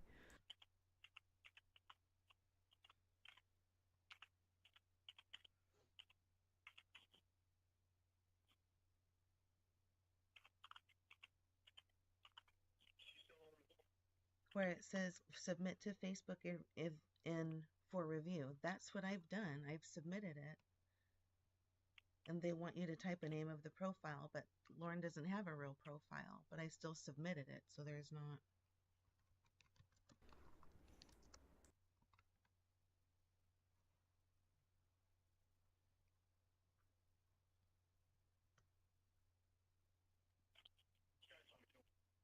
Yeah. Okay. I reported it. Well, I'm happy. If you can get your friends to report it too, ma'am, I think that would help. Yeah. It needs to be done more than once. I did it, now you've done it. Hopefully they'll look at the reports, because this isn't right. This is tearing a man's life apart. There's not, I mean, it was just up until a week ago that I agreed with some of these people, and then Oh, that's right. He had the fighter pilot goggles on. Yeah, I know what you're talking about. I found information and I wanted to help, but I want to be able to help. I can't control what other people do, though. That's just, the worst part of the internet.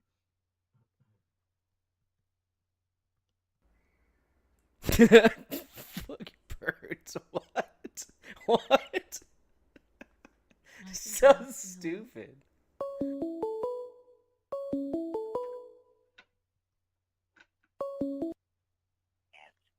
Hello? Hi. Hi, I reported it as fraud, Lorne. I told you about it. I didn't, that's not me.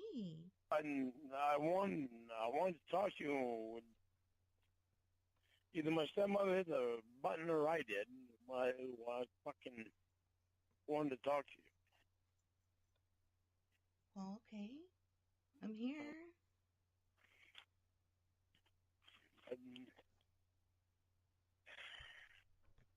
If you're looking on there and you can see it, Lorne, you can see Give that me a that's minute. not me. Give me a minute, okay? I'm trying not to break down. Okay. Oh, God. God. Jesus Christ. Talk to my stepmother for a minute. I gotta try to gather myself. Yeah, Lorne, please. Just don't hit the button. You have that part right there. Yeah. I gotta try to gather myself. Gather yourself together, Lorne. Yeah, Lorne, please. Oh, just don't hit the button. You have that part right there. Yeah. Lorne, please take a deep breath, Lorne. Say a prayer. He Take a won't. deep He breath. walked away. Oh, okay. He walked away. Yeah. Look, he needs to calm down. I understand where you're coming from. I don't want him hurt just like you don't. And you have no reason to believe me or trust me, and neither does Lorne, but there's the one thing that is obvious is I've put out time and energy and effort and money. Buying a website's $150 and I bought it for him. He deserves somebody to speak for him. I don't want to hurt him. I wouldn't be in my restroom at 3:52 a.m. if I didn't care. Yeah, I understand that. It's whoever's impersonating him needs to be stopped. That's the thing. You're right. I agree. You'd be hard pressed to impersonate such a degenerate piece of shit as Lorne Armstrong. And if you do succeed, hats off to you, man, because you are the second worst fucking person alive. That's got to be stopped. That's what's upsetting him. He doesn't understand the internet. He doesn't understand how they can do that. And as I showed him, I can go on here on my Facebook. Mm-hmm. I can turn around and go to somebody else's and take photos off of their Facebook. Then I can go and make a fake Facebook under their name, even though they've already got one, and pretend to be them. I said it's easy to do. It is, but it wasn't me. I would never do that. No. That's why I asked him. I said, who is typing what on this website? And he showed me what your name was, okay? Mm-hmm. And I said, but whoever's impersonating you is saying they want to see her. They want her to be with them and she'd be naked. I said, and she responded, oh, yes, I definitely will, And I'm sorry, that's inappropriate, but I don't know if he's, I don't know who it is. I see Lorne's face and I see Lorne's name and I think, well, great, maybe it's... Lorne cannot go on Facebook at all. Right, yeah, he's told me that now, and I after that, and I reported it. Yeah, whoever's doing it is not helping him, That's what I was trying to explain to him. You're absolutely right. If anything, it's hurting him because they can say anything, and anybody can look at it and say, "Oh, that's Lorne saying these things," and that's ridiculous. Yeah, and that's what I was trying to explain to him. He's just upset because he doesn't understand how people can do this on Facebook, and Well, he has a right to be upset. You're right. Yeah. I mean, she does have a point. Like he just got out of prison. Like a lot of shit's changed, so he doesn't understand how you can change your Facebook name from Joe Smith to Elvis Presley and then like impersonate the guy. Like, yeah, of course he doesn't understand. It's not like a passport or a fucking driver's license. Like that's gonna take some getting used to. I agree with you. Yeah. I don't know how people can do this either and get away with it after people report his profile. But maybe now that 2 unique people have reported it, hopefully it'll be taken down. But when you look at this, it's just the same bullcrap that people use when they make fun of him. It's the public information. Yeah. So... Yeah, it doesn't matter if it's friend or family. Right. Anybody can say it's fraud. So the more people that say it's fraud, the quicker they'll take it off. They won't allow it on it. If you look at the Armstrong support page, you'll see him talking on that page too. And you can see me saying, Lorne, is that you? You shouldn't be online. If it's not Lorne, why are you pretending? That's plain as day. That was posted yesterday. So I didn't get a response from him other, that I have a job interview on Monday or whatever nonsense this person's spewing. But so I certainly apologize. I understand. I know it's very late or early in the morning there. This is a little bit beyond the Buzz Aisley thing where you're just doing screen names for like IRC or AI and all the instant messengers and all the bullshit you can create then. This is like your face and your whole like persona.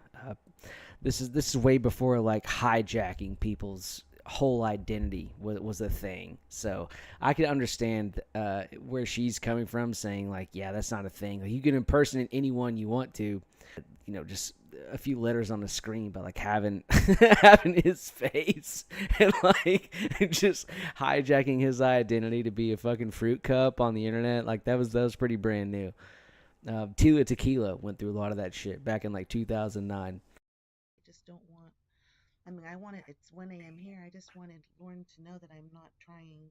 It's not my goal to hurt him. It's the opposite. He doesn't have any reason to trust me, but at least I want a fair shake for him to look and see that's not me. I'm not doing that.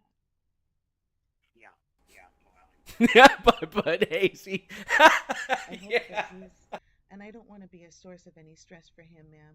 If you want to apologize for him on my behalf or to him, and just let him know that if he wants to talk with me again, I'll be more than happy to. I just don't want to hurt him. That's funny as shit.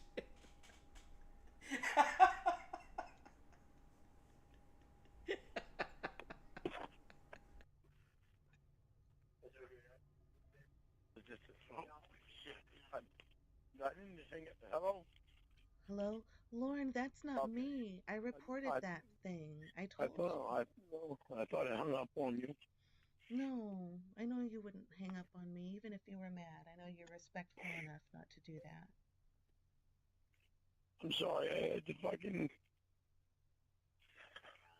Don't be sorry. You don't owe me any apology. Please. What are the ants' names in The Simpsons that both smoke? Hey there, my fucking Homer. Who are those people? That's her. Whoever that is, that's her. You don't owe me any apology. I owe you something, and that's what I'm trying to do. Yeah, I'm trying not to cry. Lorne, it's okay to cry. You're a human being. You're a human being. I know it's you, but it's still fun. Because of this page. If you get to know my stepmother, I'd be able to go to fucking class and say, she's been talking to my stepmother for the last week, and my stepmother has said, she's okay. I'll work with your stepmother I can trust her. I can be all right with her. Yeah, I mean, that's fine, Lorne. Look, you know what my goal is. She might not, because she doesn't know me, and she's very rightfully being protective of you. She's my stepmother. She's gonna be protecting me, and I know that. And I love that about her already. That's the biggest reason is because I need her. I know. I haven't seen her for fucking years, but she's been my stepmother. I would never accept anybody else as my stepmother. I just told my sister about that. But it's, I don't know. I can't fucking explain it. Well, Lorne, honey, you don't have to explain anything to me. You owe me nothing. I'm just here for you. How? I'm sorry, I'm blown away right now. Like, how is this stepmom in like the very beginning of the Lorneography? Just she's in the author's, like the epilogue or the prologue, and she just is never heard about again. And I thought he like never talked to his dad. Like he talked to him once, like when he was 21 or some shit. Like he harps on that all the fucking time. But stepmom is a thing. I've never heard this call, so this is like brand new shit to me. I don't know. This is blowing steam out of my ears right now. I just can't fucking understand what's going on. Just want to help. If your stepmom wants to talk to me more about it, I'll be honest. I mean, I'm embarrassed to say that I was saying those things before we met, but I'll be upfront. I want her to know that I'm not trying to hurt you. I'm really not. She's amazing for sticking up for you and being courageous enough to talk to some stranger. I think she's amazing for that. And you can cry all you want. I don't want you to go on that. I don't want you to go on that Church of God site anymore. Yeah, of course not. There's nothing but bad shit about me on there. But can't I just post the positive stuff? I like to go on there and argue with the bad people. You can post That's positive the thing. shit. Yeah. You can post positive shit, but But you got to find the positive shit first. Where the fuck is it? Now you know that my stepmother's gonna be watching that shit. Well, good. I want her to. Tell her I want her to. But if you didn't know that she was gonna be watching that, because she didn't learn about it till tonight, would you, like, Thursday at 5:03? Would you? Did you see Was what was that written? you? Was that you that posted that stuff? That posted what, Lauren? Bring that up again. He she told you about it. Yeah, we looked at it, and what I said Okay, there but I was, want to know about it. I want to know about it now. well, go look at it, Lauren. She'll show you. Yeah, no, but I want you to tell me about it. Okay, I'll look it up. I'll try to bring it up on my computer. We know now that sacrificing Lorne's dignity and his integrity is secondary to just keeping him awake and giving him something to talk at and talk to. Whatever, it really doesn't matter. As long as he has something to look forward to and to bark at and bitch at and just hope for, it doesn't matter what sacrifice comes before that. Like this little stepmom shit, like I'm blown away. I had fucking no idea this was a thing. But he noticed he didn't say anything about his dad. So I suppose like that was his one, true, just honest moment talking about his dad just never being in his life. Because even in like his worst times, his stepmom stepped up for him, and he doesn't even fuck talk about his dad. But you can recognize like how much Lorne just has nothing going for him, and he's got to recruit a team of Armstrongs, just like SpongeBob's in his brain, going through filing cabinets. And like they all just arrive at the same point, like this is a fucking catfish, and Lorne's like, nah, fuck that, him, I was a good person, and then we get 7 years of phone calls. Here we go. Gotta open it up. It's freezing in here. I don't want my husband to know I'm having a conversation at 1 a.m. with another man. So I'm like, I'm in here with the laptop. All right. So it says, and I'm doing this because even if you never talk to me again, I still don't want to hang up with you thinking that I'm doing stuff. All right, where is it at? I can't even find it. I believe you already. Okay, here it is. But no, Here it for is. me to believe. It's Lorne. It says Lorne Armstrong. I'm going to read it in your voice if it's you and my voice if it's me, okay? All right. It says, that's not fair. I have a right to my privacy. And then here's me. I love you, Lorne. People are wrong about you. And then it says here, if you were, then, your voice. If you were, then you'd be naked. And here's me saying, believe me, I would. And here's you saying, or your name, I haven't had a kiss yet. And then just tonight when she brought it up to me, I typed it in, who is this really? If this isn't Lorne, I need to know because you're using his name without permission. And now I'm taking the heat for it.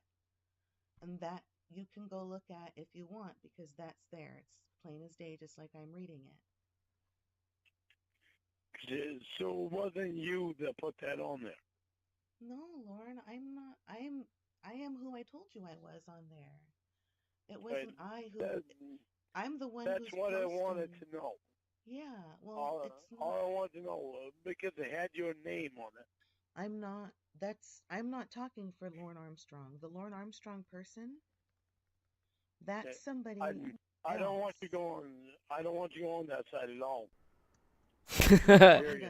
Okay, not even to argue for you? No, that side has nothing good about me. That says it all. And he says this all the time. I don't want you to ever fucking paint me in a bad light. That's his MO, is don't ever, ever, ever cast light on the demons that he has, never on the skeletons he has in his closet, not on the shadows that follow him.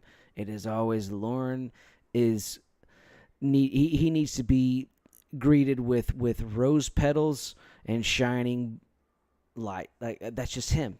That's just what he needs, and he feeds off of that. He has to be just this sacrificial lamb that is always held above the rest. He's a fucking weirdo when it comes to this. He's a weirdo when it comes to just not having any faults, and he's got to be seen as perfect. Don't even go on there. Okay. Don't even go on there to try to protect me. Fuck that fucking site. It's a piece of shit. Yeah, right. You started up. It's the only site that you should be interested in if you care anything about me. What the fuck? That Church of Cawls site is bullshit. It's nothing but a bunch of fucking pieces of shit trying to cause problems. And I'm fucking tired of that shit in my life. Okay. Right, and if there was like a lornearmstrong.com/he's amazing, perfect, he'd be like, "Oh, fucking go to this /Lorne. He'd be telling you all day to just go visit this shit. He absolutely is so lost in his own sauce, and he's so just encumbered by his own guilt that he can't shoulder anymore. He just can't shoulder anymore. So he has to fucking just be like, deflect. Just go somewhere else. Do something else. I've had enough of that shit in my life. I don't need any more of that. I don't think you do either. Yeah, I'm just right. trying to help. And if you think I'm not helping by being on there and arguing for you, then What the fuck, dude? I don't like to see people saying bad things without anybody stopping them. Fuck them people. Those Those people mean nothing. They're pieces of shit. If you want to help me and support me, continue on that site that you started. Draw people into that. Put my book on there. Continue talking to my stepmother. Oh, God. And do something that's going to do something good for me. He's already breaking the fourth wall. He's already thinking of himself as the main character, and also just the character that Emma's playing right now is what feeds into the Ramona character, and that's why she's so forgiving and feeds into his bullshit, because that's, at least at the start of this whole thing, that's what continued to give content. So that's why she wasn't trying to just like bolster him, and she wasn't trying to do that. They were just trying to get more content. Well, Lorne, let me tell you something. That's all I have been doing. Bullshit. I'm trying to be good I'm trying to do that for you, but what I'm not able by going on that site. Okay. Well, I think that, listen, I'm hearing you out, but I think that you're fighting me and basically telling me you I'm still saying want that to go on that site. I'm saying I want to argue for you, because people who say that bullcrap and they don't have anybody to counter it with anything. I don't care about those people. Okay, fine. I care about the people that care about me.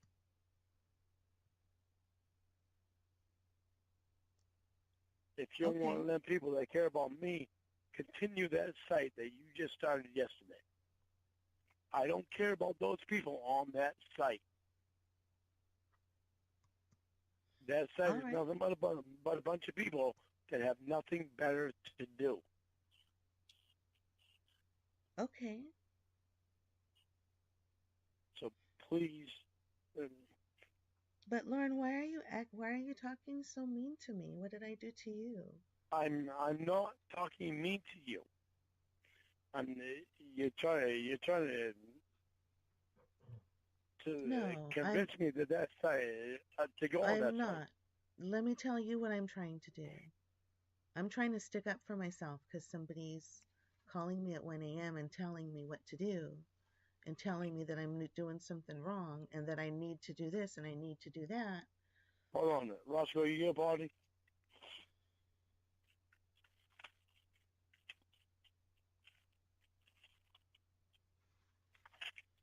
So nobody's trying to argue with you, but I'm telling you what I'm doing and why I did it, because I feel defensive because you're putting me on the defensive here.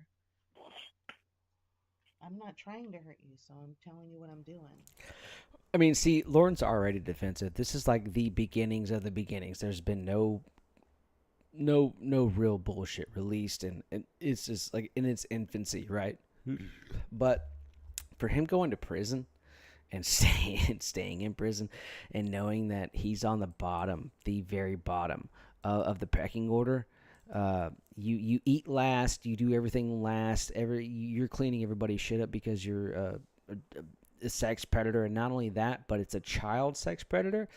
He comes out with that ingrained in his just whole persona. He's internalized it. So at this point, when he was talking about like I felt like it was not right for me to go out into Walmart and shit. It wasn't because, like he said, he felt like he would be recognized. Well, I guess maybe that was the truth, but what he was trying to say was, I didn't want somebody to recognize me and come whoop my fucking ass because I'm such a pussy, and I, like that's just what it was. And so he is so hyper aware at this point, and he's just a groundhog, and just he's got his hairs in the fucking air, and he just can't wait to taste a little bit of a scent to be like, I got to run the opposite way, but. The problem with Lorne is he is so desperate for love and attention that he will ignore all that shit. He will ignore it time and time and time again for years and years and years and years. And here we go. We get we get the fucking whole dump.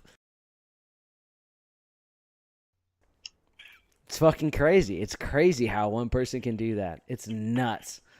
Absolutely bonkers. You get the door? Thank you. Okay, I'm outside, so I can free now, so no, there's nobody here but me.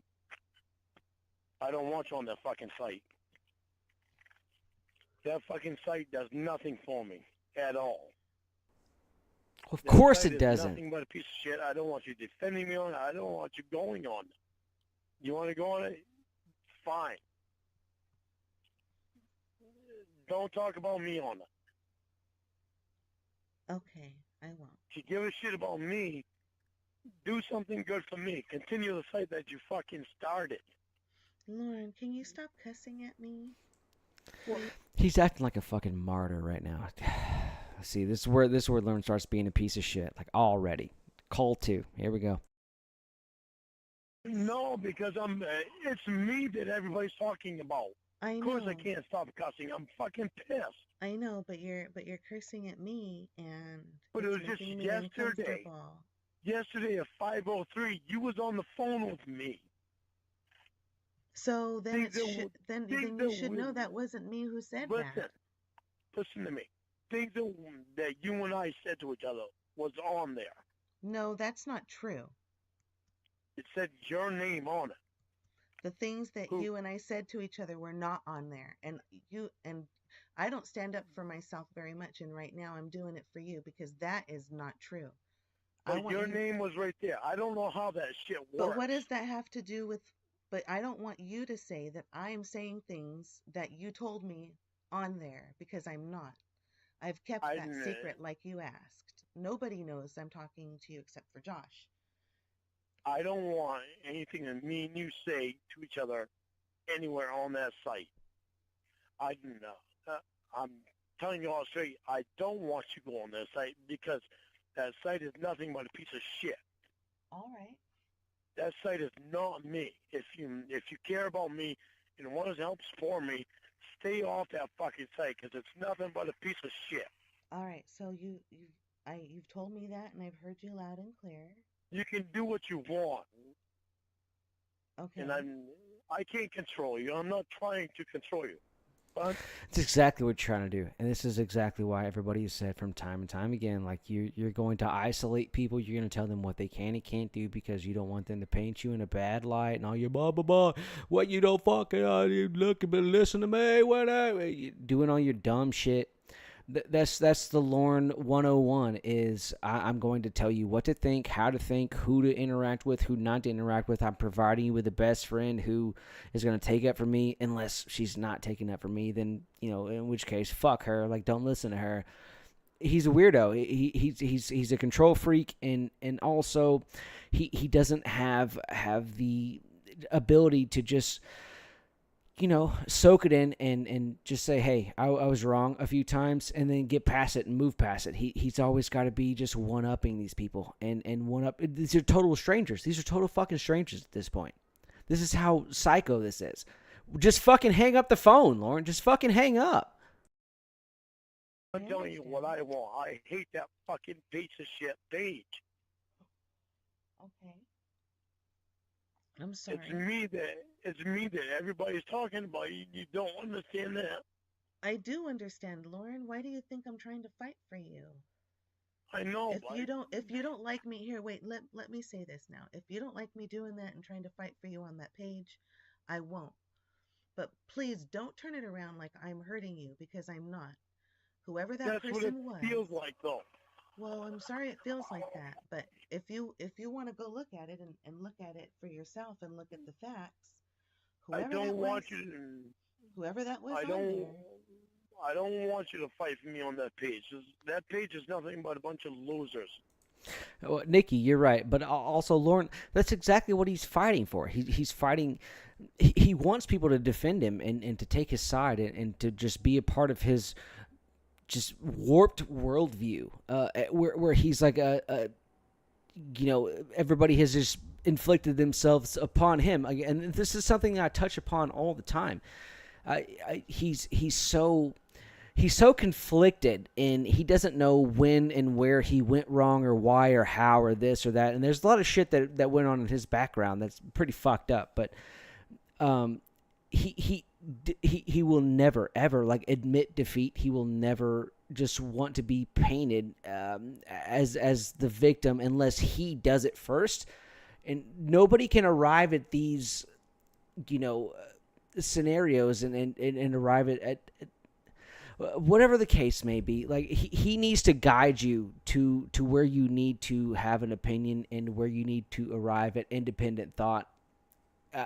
He's a weirdo in so much that you cannot approach Lorne Armstrong with an independent complex. You have to come in with all of his defense mechanisms and shit that he likes to make up and go forth with. He's a fucking weirdo and a psycho. And he'll beat you down to the ground because he's also stupid. So it's not like he's smart and you can outwit him. He's just fucking stupid. And so you just got to be stupid all the time to fucking even just try to fight with him. It's wild. It's wild. Okay. All I want you to do is just fight for me on the pages you started. Let people come to you. Nobody's Just fucking bunch of fucking losers. Nobody's coming. These are stupid shit. They're fucking ignorant. And you got your fucking doctorate's degree. Nikki Tickle, y'all are so right. Yes, you're so right. But what does that have to do with anything? Because you're smarter than them. I know. You're right. And that's what I was trying to do, is fix things. And you've told me you want me to stop.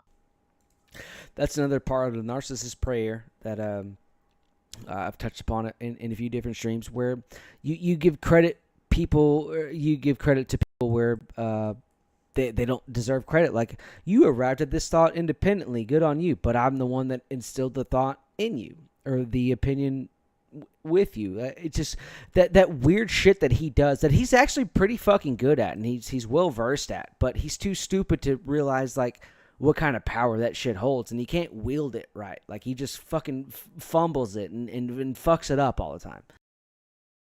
So I won't go on. So all right. Well, I'm asking you to. I can't tell you to stop. I'm asking you to stop. But you pretty much I don't demanded control cursing at me earlier, so it's like I'm. Well, I didn't. I don't mean to be demanding. I'm not. I don't want to control you. I want you to be my friend and be there for me. If you can be my friend, be there for me. Then believe me that I'm not trying to hurt you then. And when I tell you that I won't go on there anymore and try to defend you because you asked me not to, then I won't. Thank you. But every time you tell me, you cuss at me more, and it's not. Well, I know. I'm pissed because it's all about me. I know. That shit is all about me. It's all about me. Yep. And look, I know it affects you. I don't know how it feels. I'm so sorry. I'm so sorry that this is happening to you, and all I wanted to do was help. And if I'm not doing it the way that you want me to, you already let me know and you told me. So I heard you loud and No, clear. you're helping, and you're helping, and I know you're helping. It's just fucking. But if It's you so know, fucking hard for me. if your stepmom wants to talk to me more, is it okay that I talk to her? Because I don't want you to be mad if I talk to her. No, you talk. I want her to talk to you. I want you to talk to her. Okay. Well, she can. I'll it talk means- to her if you want. It means the world to me for you two to talk. It Okay. really means the world to me for you two to talk. Well, Because Lorne, I have to have her know that you're for real.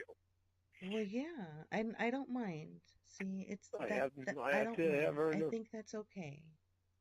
I have to have her know that she is, because she's going to be watching that site. Good. I want her to be. If she really is going to watch it though, tell her to be prepared for some good and some bad stuff.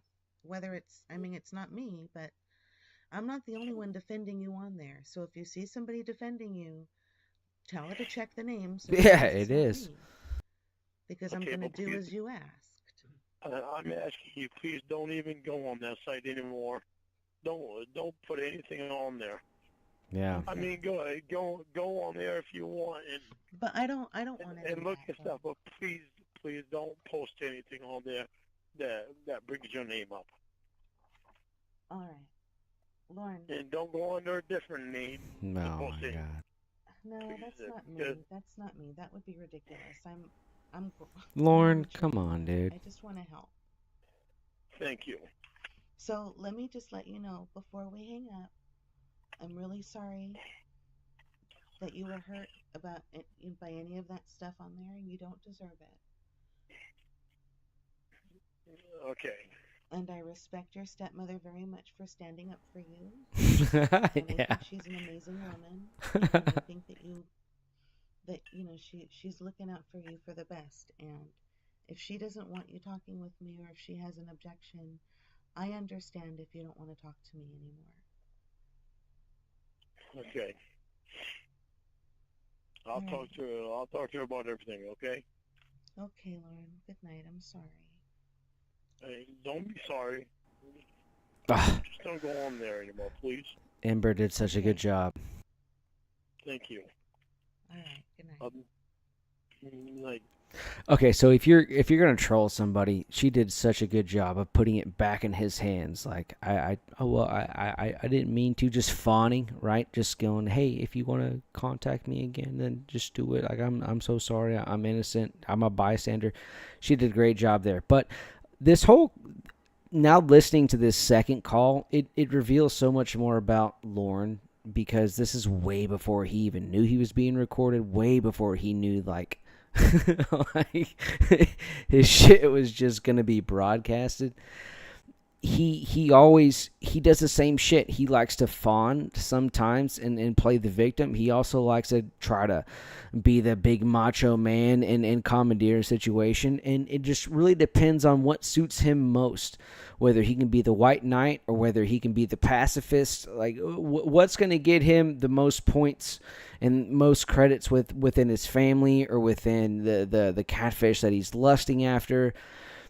It almost is, he's never consistent. He's never like, I have my own set of morals, I have my own set of boundaries, I have my own intellect, I have my own just person. I am who I am, and this is what I feel, this is what I think, this is what I believe. He doesn't do that. He's malleable. He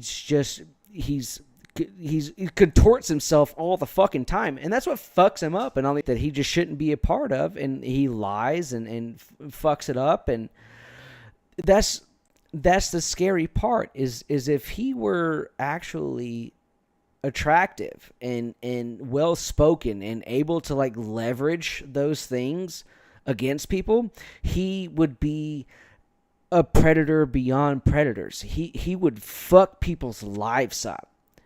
That's who he is. Well, fortunately for humanity. He was born in Cornville, fucking Maine, and he's a goddamn goofball, and he's stupid. So, we get to laugh at him, but there's people that are on the opposite end of the spectrum who are equally as conniving, but they're also good looking and well spoken, and sometimes they become senators and governors and presidents and shit, like they're fucked up. They're weird ass people. They're power hungry, bloodthirsty motherfuckers. We just get to laugh at this one. It's wild. Anyway, I'm sorry. I know I told everybody that I wasn't going to do a whole channel about me talking and hearing myself. I know I fucking said that. I'm so sorry. I get so hung up just talking about how dangerous and how crazy and I don't know. I'm so sorry. I hate to fucking do that. My bad. My fucking bad. Let's do part 1. This is from January 3rd, 2019. What? Why do birds suddenly appear? The birds, dude. Lorne drinks beer, just like me. Lorne longs to be addicted to booze. Sorry, baby. I sang for you. Sorry, everybody in chat. Y'all are so fucking smart. Oh, fucking, I love it, dude. There's no way that could have been any more perfect. Y'all are amazing. Y'all knew exactly what the fuck was going down. I'm stupid. My bad. Let's continue the call. Why do you feel like you have to do just the opposite of what I ask you to do? Because you don't control me, and you have to realize that. So when you stop telling me what to do, then I won't have an opposite to carry through. Anyway. I do control who I fucking have something to do with. Well, that's fine. So then let me tell you about something that you have something to do. You want to keep fucking calling Roy? You want to keep calling Roy? You go ahead, but you'll never talk to me again. Save your practiced speech. There's something There's no fucking practice speech about it. Not your little. I'm tired of your dumbass shit. Let's move on now, little boy. Are you ready? Yeah. Wow, little girl, you better fucking knock your bullshit off. Hey, it's different when you call me a little girl. I'm not the one in sex offender class. You better watch it. Anyway. Yeah, you were damn close to it. Yeah? He was 20. Yeah. He won 20. You're just jealous. I got to carry it out, batch. So shut up now. Well, if you had your hand around the clock, who cares? I have something serious to talk to you about, not your stupid feelings, you little baby. What? Listen, what do you want? Roy called me. Of course he did, because you don't stop calling him. Shut the fuck up now. Put your jealousy in your pocket, asshole, and listen about something serious. Please. Roy is in trouble. Everybody fucking knows that, because he can't get away from the fucking booze. That's not what I mean, Lorne. Will you please give me a chance? I'm trying to word it right because I don't want to be offensive, okay? Now, I know about this because I've been in the crazy house. When somebody is hospitalized for a danger to themselves, it's because they have a suicidal ideation. And what makes that strong and worrisome? Well, it means that they are depressed, they have a plan, and they have the means. And they state that they are going to. Roy has met all 4 criterion. He called me a broken man, breaking down. And he told me that he didn't tell me exactly what he was going to do, but he said, I'm tired of being alive. I'm tired of this life, and Lorne can take care of Mom. He then proceeded to tell me that he's going to sign his van away to Alton and give all of his stuff away. All of that on top of him boozing it up makes me very concerned for him. So please, We're all very concerned will you of him. We shut know what he's up? doing. I know you know what he's doing. And I also believe that he is using that to manipulate people into, I guess, validating him and his feelings. But Lorne, there's something different this time. I know, he's going overboard. Hold on.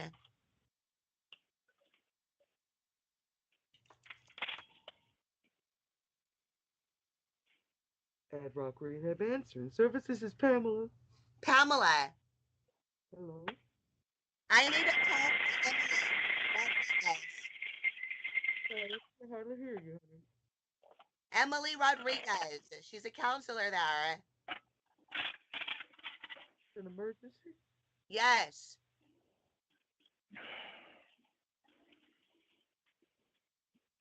Hold the line. Thank you.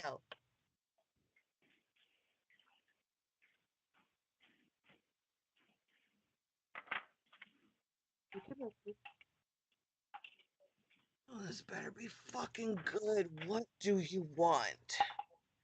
Emma, what do you need in order to make someone go to the hospital because they're going to kill themselves? Oh, Jesus Christ. I am. Oh, Happy New Year, Lorne. They have to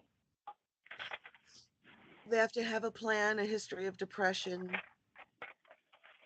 and a means, and then they have to express to you that they want to do that. Okay, what if they start giving away all their stuff?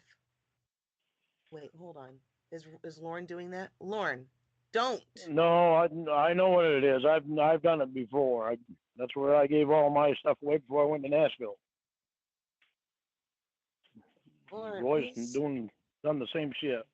Do you guys know somebody who's depressed and he's on alcohol? It's Roy. Oh my God, is Roy? He's gonna hurt himself. I told I you. don't know.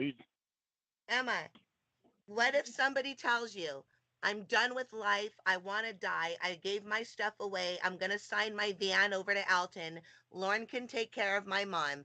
I know how I'm going to do it. I'm tired of life. I'm sick of this. I miss my uncle even though I wasn't close to him, but I'll be close to him soon. And it's Uncle Rich. The one who passed? Yes, stupid. Sorry, When he stopped calling fucking names, Jesus Sorry, Christ. am, you fucker. What are you doing awake? Are you using again? No. Look. Oh, she went to the emergency room last night because she fucking drank glow sticks. Oh, Winnie, I told you about that. All right, don't tell Lorne. Look. Lorne, if all of these things are true, a professional needs to be contacted sooner rather than later because this is the moment right now that a lot of people wish that they could go back to for their family member before they do what they do. You know what I mean? At what point in time does Lorne ever get to like take the high horse on going, why you fucking calling people name when you fucking calling name when? What does he call people? Cunt all the time and bitch and whore and you fucking cheating on me. Good fucking job, you Mr. Dan Cock, Mr. Dan Cock. He's I don't get it. He's just got a separation. It's minute to minute with this man. It really is. It's just minute to minute. Yeah, no. I wish I could go back to the moment before my friend Akeisha Pussy Lip took all that heroin and died so I could stop her. Well, that's what I mean. So, I mean, we have a saying.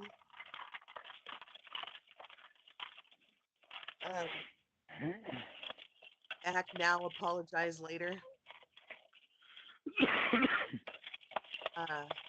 If that's really something that's going on in the life of somebody that you know, I would have you take the person in the family that they trust the most and have them walk into a doctor's office with them, because that's dangerous.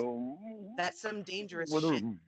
Once you start but giving with shit, Roy don't want to fucking go to into any doctor or anything like that. And no, I know you don't have get to him to want go. them It's in fucking rehab.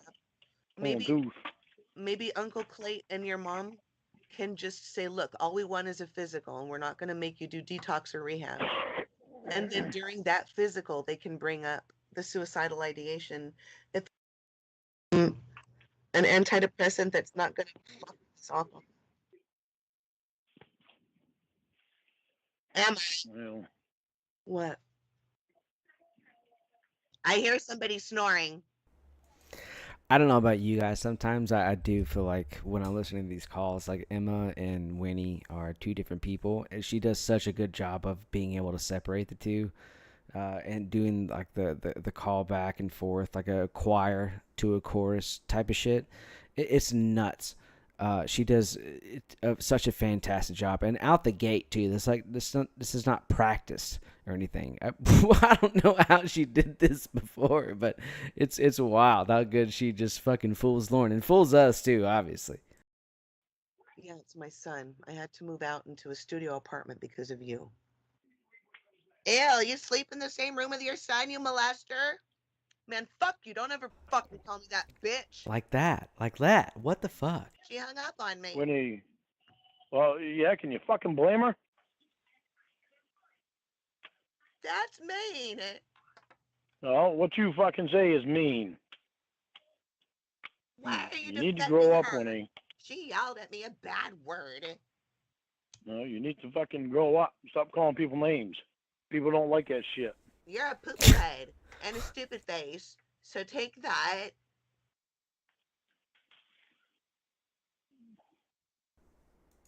Every time Lorne does something, there you can go back in the calls and figure out where he chastises and make sure that one thing has been demonized, like calling people names, and he calls people whore and cunt and fucking bitch, and then like lying about something, and he just like has like 60 fucking examples of him lying. It's crazy how he just calls himself out, going from like 17 to 18 to 2019 to 2020. He just continually, just every accusation is an admission. And a duty You want to tell me all the stuff that's wrong with Roy, but you're not concentrating on things that's wrong with you. Well, you know what, Lorne? If your house is on fire and there's a crooked painting on the wall, are you going to I know exactly what you're saying, okay? Don't you think I think about it a lot? I'm fucking worried about him. Listen, Emma gave you advice. She didn't just tell you what was wrong and repeat what you wanted to hear. I asked her what you should do, and she told you. And what she said is exactly what my therapist said when my mom was going to kill herself. She said, you need to take the person that she trusts the most and have her go to the doctor to ask if there's anything they can do to help. And they went together, and then my mom got antidepressants, and she stopped trying to kill herself.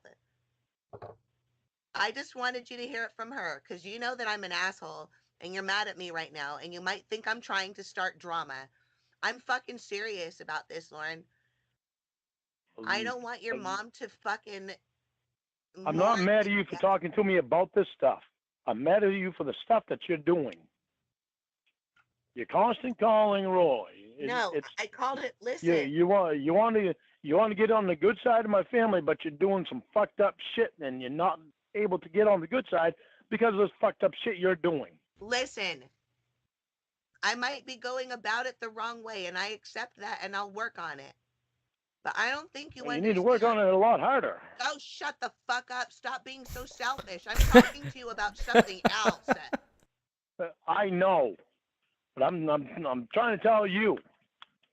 You need to work on it a lot harder because it's not scoring any points. About whose numbers are on my call history when your brother's in a fucking casket? Let's work on what's fucking important right now, asshole. Jesus. You know why he invited you over for breakfast? He told me why.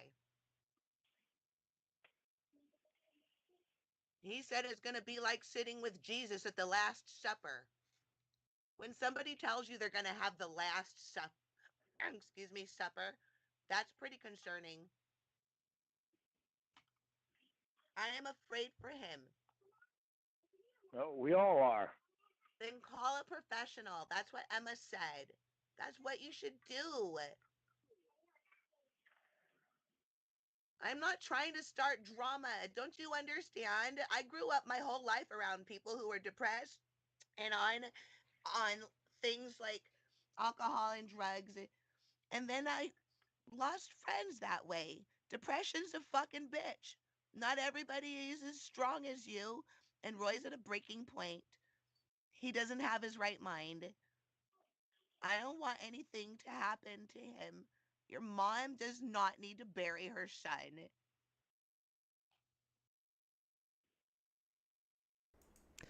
Winnie does have some shining moments where she decides to just be an actual person, even though she's playing a character, just to try to instill into Lorne and like throw some sense into his fucking dome, and he just never accepts it. Particularly when it comes to his own family, and when it comes to Roy too, he feels like he's already got the grasp on everything, and there's nothing that you can say to him that's going to. I wouldn't say fix, but even just retune his whole. I just feel like sometimes Lorne thinks he has so much of a grasp on things that he feels like he just does not have to listen to any sort of criticism or any sort of advice or anything else. So when shit like this comes along where he could be actually helping his brother or helping his family, it's just one ear out the other, because he feels like he's got it all figured out. He wants to be that big bad badass boss where, you know, he just helped the whole family and pulled everybody else up, and he was the only one doing it by his bootstraps. But the actual truth is, Lorne got X amount of acres by, you know, somebody dying. I forget who it was. And then he moved into a trailer with a 94 or 84 something year old dude who had fucking dementia, and it was already a fucked up trailer. Then he started making repairs and fucked it up worse. Like he like fails upward. Like you're an Armstrong. Like you suck at everything, and then you fucking just constantly suck so much that like you just get more and receive more when people who are so much better than you like get dick. It's fucking crazy.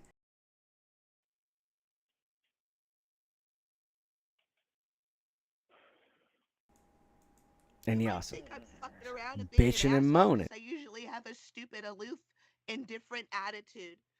I'm not right now. I'm speaking to you, human being to human being.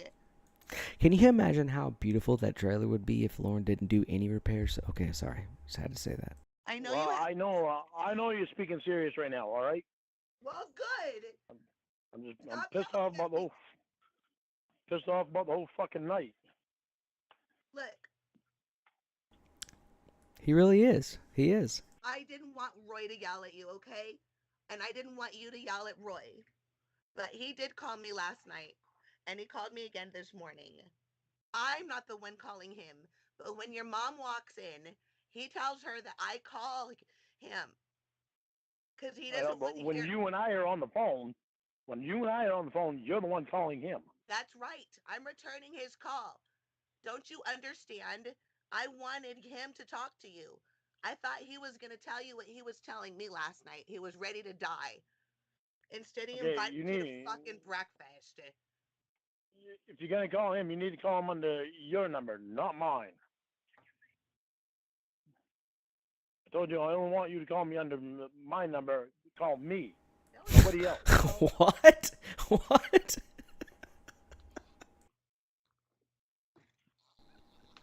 Lorne's so fucking stupid. Grow up. Exactly. Fucking grow up. No, dumb. stop worrying about, oh, my girlfriend calling my brother. Your brother's gonna fucking die, asshole.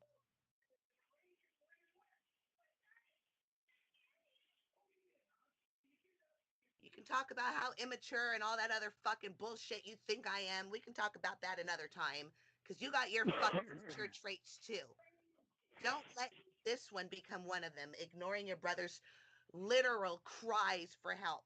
I heard him breaking down, and if you want to hear it, I know. he I've left heard it several times myself.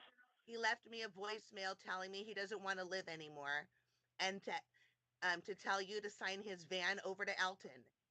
Why would he say that, Lorne? It's scaring me. At least your mom should know. That way she could call the hospital if it gets worse. If there are red flags now, she can just take care of them and try to make him go to bed.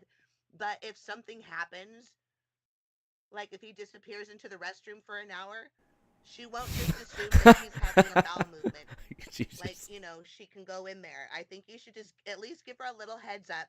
I don't even care if you put me on the phone or not. I'm afraid for your brother. Please. Well, this is Lauren's prerogative, right? And this was what was going on in this last stream that I had before we started this whole the call log thing.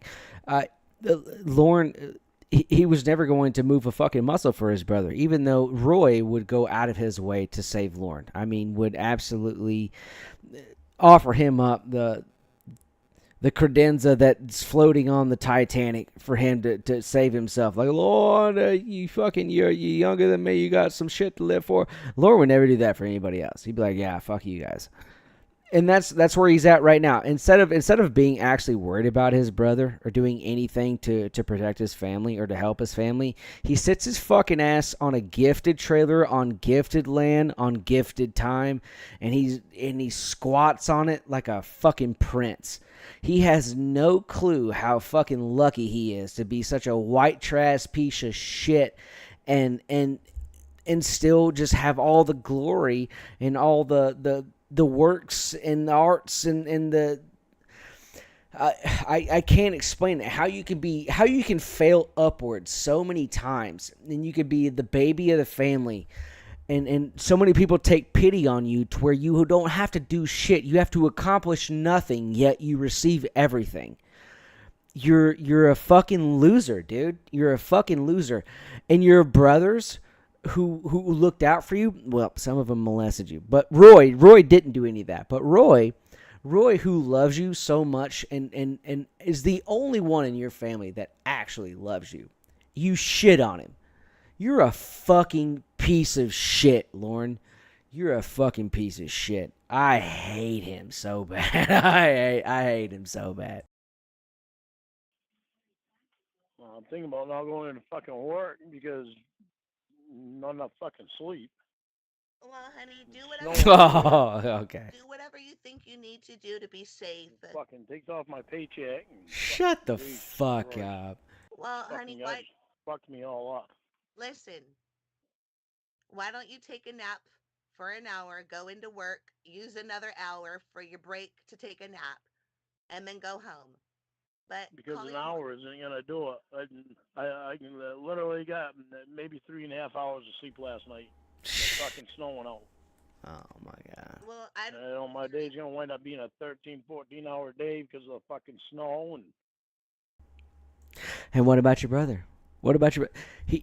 I'm so sorry. I hate doing this commentary shit, and I just have to point out how much of a piece of shit he is now that we're starting this out. He will never think about anybody else but himself, and he's talking about, I got 14 days, fucking snow.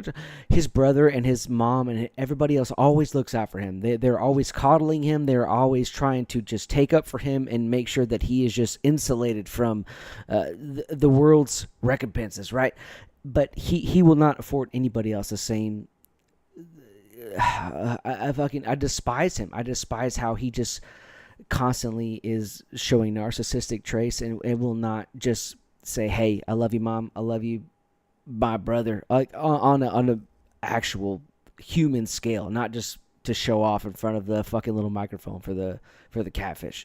He will never do it. He will never do it. He's so narcissistic and he's so self-absorbed that he cannot think past himself fucking ever for like 7-10 years. This is recorded. It's crazy. Oh, I see the correlation now. Well, excuse me. and it's not gonna be easy for me to stay awake driving. You know, I got this fucking bullshit with Roy on my mind and Al too. Fucking. I'm telling you, all you need to do is give your mom a short summary and some instructions. Mom, Roy's really fucked up. He said something to me earlier that's making me concerned. Can you just watch him extra today? And if he disappears in the restroom or whatever, don't hesitate to call an ambulance. Because this is the point where nobody can help him besides a professional. That's all you need to say. Then you won't worry her, and he'll still get a little bit closer eye. Okay?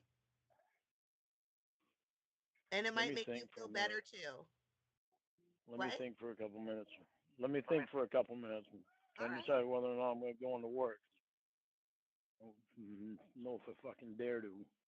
Well, take the time that you need to take. I don't want you to suffer anymore because of somebody else's choices and decisions, but I also believe that you have an opportunity to help your brother, and I don't know what going into work has to do with anything. You can just call your mom. Maybe because it's 7 o'clock, and I'm going to fucking call Lorraine and let her know.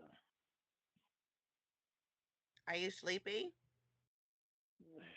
Sleep, like 3.5 hours of chopped up sleep. Shut know the anybody fuck who up, sells Lorne. mota? You know how he fucking fell asleep before with his head on the fucking horn? Oh, he did it again last night. Oh, I missed it.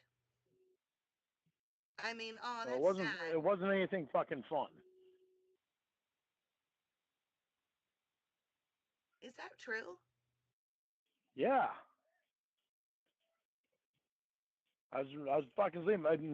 I was only asleep for maybe 40 minutes. Holy shit. This is chopped up sleep that I've gotten last night because of his ass. I'll give Lauren this. There was a time where he was fucking chopping ass and kicking up dust and doing a lot of work. I'll give him that. That ended right when he fucked Betty out of like $50,000 chopped ass in Nashville, and then started driving truck and then doing all his bullshit, and then got caught up in a fucking sting. That it went out the window. It went out the window. He was doing good for himself until he decided to fuck everybody else over and fuck himself over, and then keeps digging himself in a hole trying to make himself seem like a fucking saint when he's trying to fuck a kid, dude.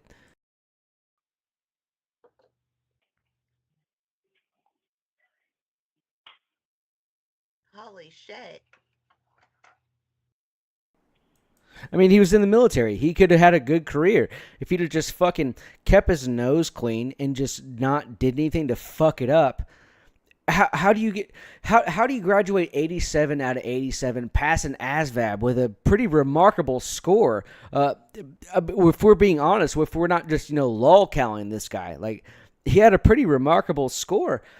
You could have made a respectable career for yourself, dude, and you fucked everything up. You fucked your whole life up, and you keep dragging people down with you. You're a fucking piece of shit. You're a cancer. You're a cancer. You spread everywhere that you fucking look and see and taste and smell.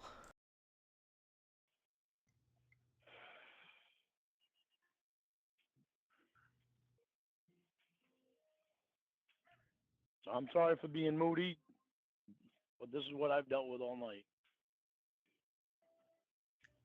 Your brother is so fucking metal.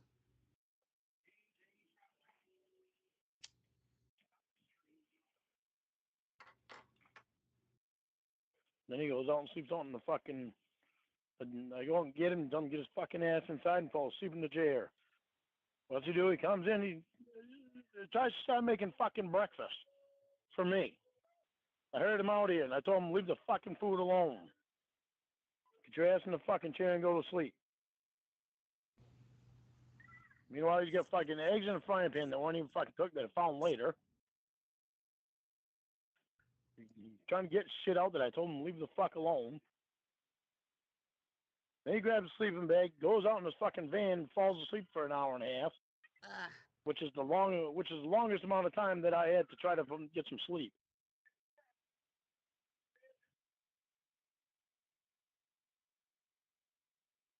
It was not a fun night for me.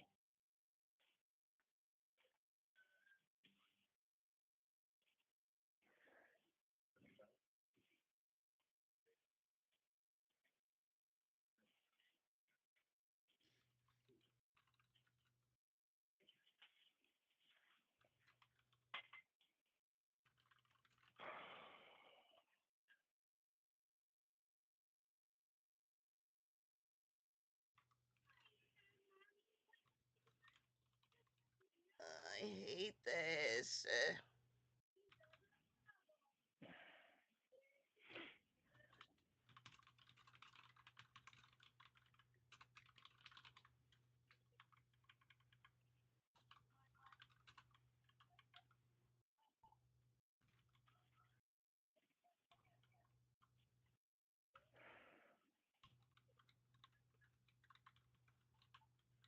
Lauren, how come? Ew, this cream is old. That's why all my stirring isn't fixing it. It stinks, baby. Can I just take the spoon and take the clumps out and still drink my coffee? You can if you want to. I've done it before. It doesn't hurt you. Okay.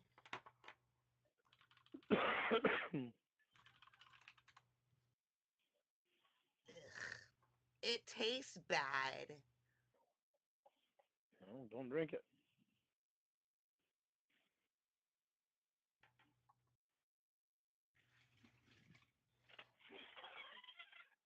Hi, Woody. Hey, you want some coffee? Sure. You're welcome. Enjoy. Why do that? If it tastes terrible and you don't like it, what makes you think somebody else is going to like it? And she sounded like she was being nice to you. Yeah, she was. She's a nice girl.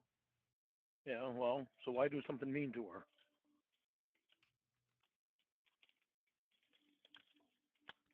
Because I'm a fucking bitch. Well, stop being a bitch. Very simple. Stop being a bitch. Ugh. Why? Excuse my... Start being nice to people.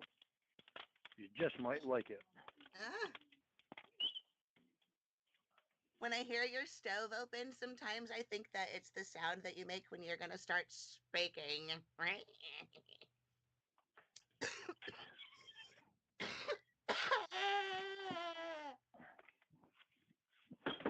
Lauren, What?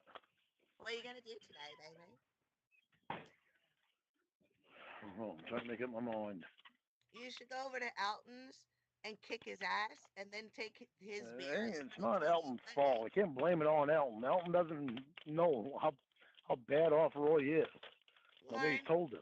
Lauren, bullshit. He's a grown And, man. and it probably wasn't. Elton probably didn't even buy his beer. Probably Roy bought the fucking beer, and Elton probably just drank beers with him. Lauren. Because Elton left, and Roy was over at Elton's friend's house that was fucking drinking beer. Lauren. Elton went home. Lauren. Why?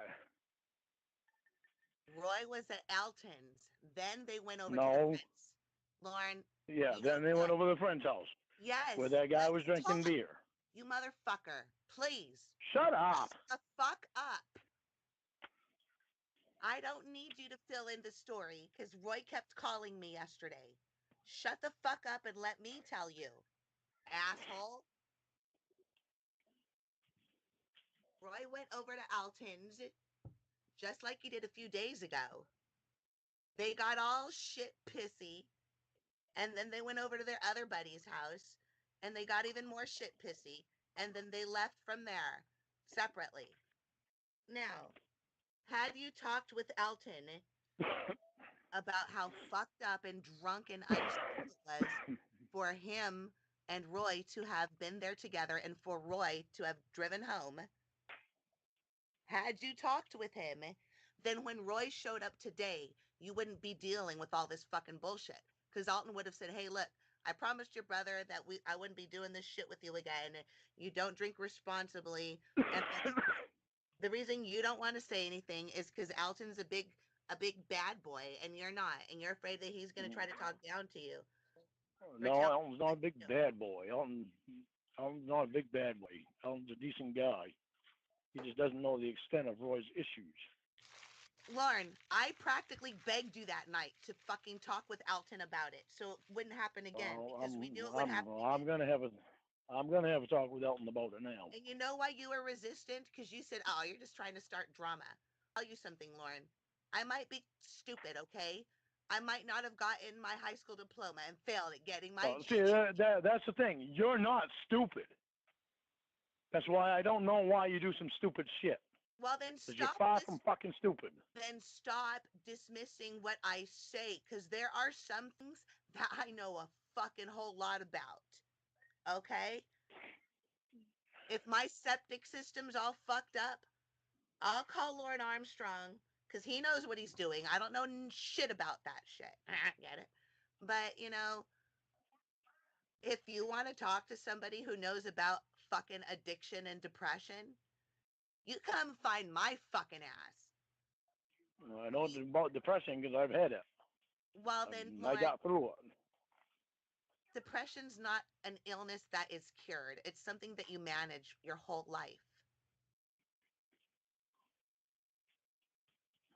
Everybody Sometimes gets it can be depression. acute. Sometimes it can be acute, and that's usually for a biological reason, or it's something that is a situational stressor, you know, that can put you in a funk. But real true depression has criteria that you have to meet, and it's a fucking bitch. And I think that you do struggle with that, and I think that that's why you drink the way that you do. You don't drink every single fucking day, but you do drink more than you should, and you fuck up. You try to stop, you can't.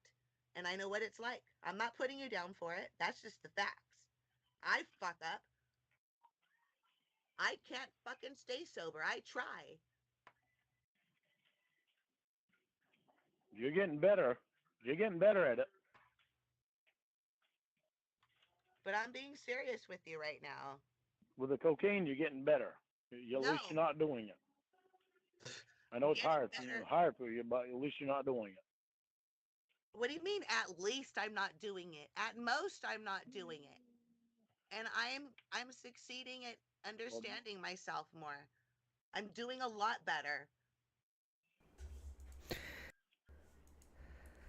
Maybe they got Lorne's scores fucking mixed up with somebody else who actually deserved to go on to be an astronaut, not him. But the point I'm trying to make is in chat that Lorne's Lorne graduated like at the bottom of his class, right? Like 87 out of 87.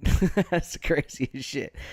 But he also went to the Air Force, so you have to pass the ASVAB, which in and of itself is just, it is what it is. I want to say about it, but he was one of the Armstrongs that actually had a chance had he applied his mental to something that was constructive, not destructive. Unfortunately for Lorne, what he tried to do was fuck kids and continue to just repress that his whole life and deflect and renounce and feel like that he was above a bunch of people. He's a narcissist, and that's what fucking killed him. That's what killed him from the jump, is because he feels like he's fucking better than everyone all the time. When you're from fucking Cornville, Maine, from the Armstrong family, dude, why don't you sit the fuck down, Bubba Gump, all right? Get your ass in line for the Marines and then make something of yourself. Or do something. Fuck, dude.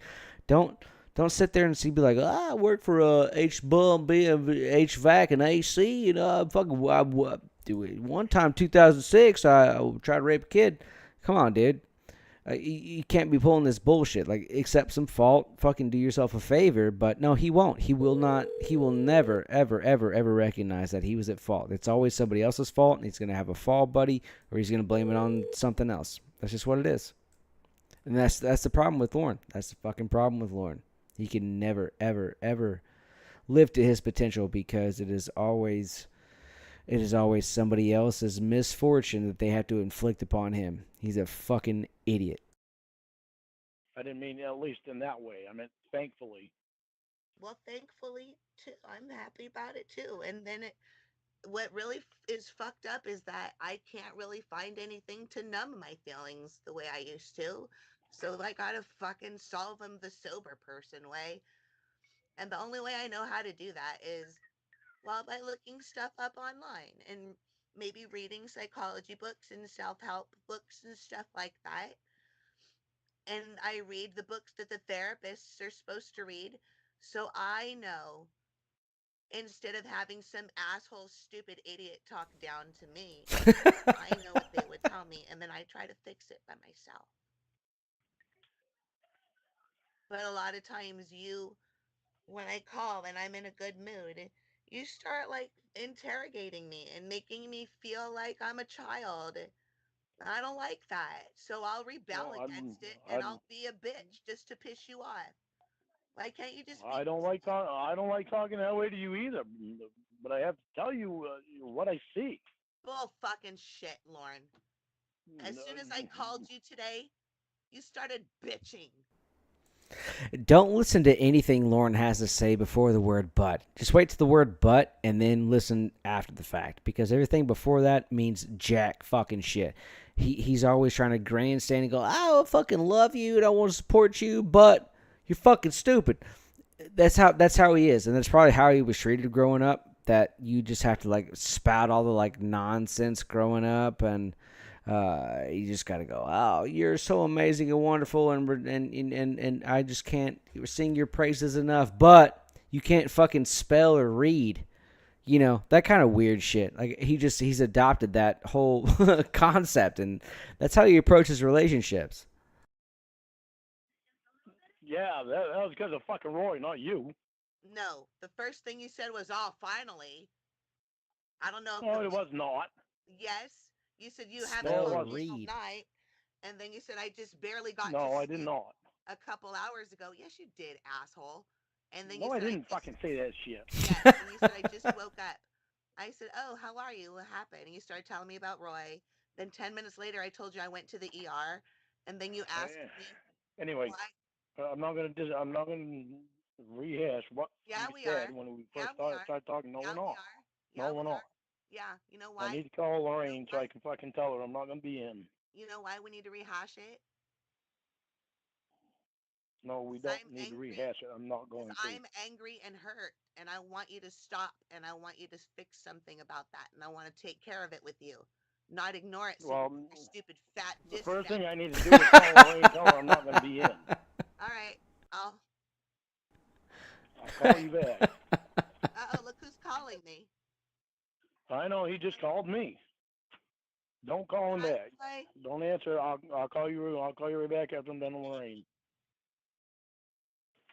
What? Do y'all want to do the part 2 of that, or y'all want to save it for tomorrow? I mean, I don't know. Chat was pretty popping today. That was a lot of fun. I feel like I want to do another call, but there's a lot of shit here. I don't know if anybody's willing to hang around. We can do this next call, the part 2 of that. If not, we can go ahead and call it quits for tonight. And what I'm gonna do, hey, Blinken's in it. All right, Nikki, you're going to bed. All right, bro, you can just fucking suck one, dude. Fucking Xavier lover, we found a Xavier lover. Fuck you, fuck Winnie, fuck you both. Yeah, you'll rewatch. Of course you will. Queer. Big queer. Alright, Blinken's in. Fuck it, dude. Let's roll this fucking part 2 of this call. I don't know who else is here, but fuck you. Fuck Xavier.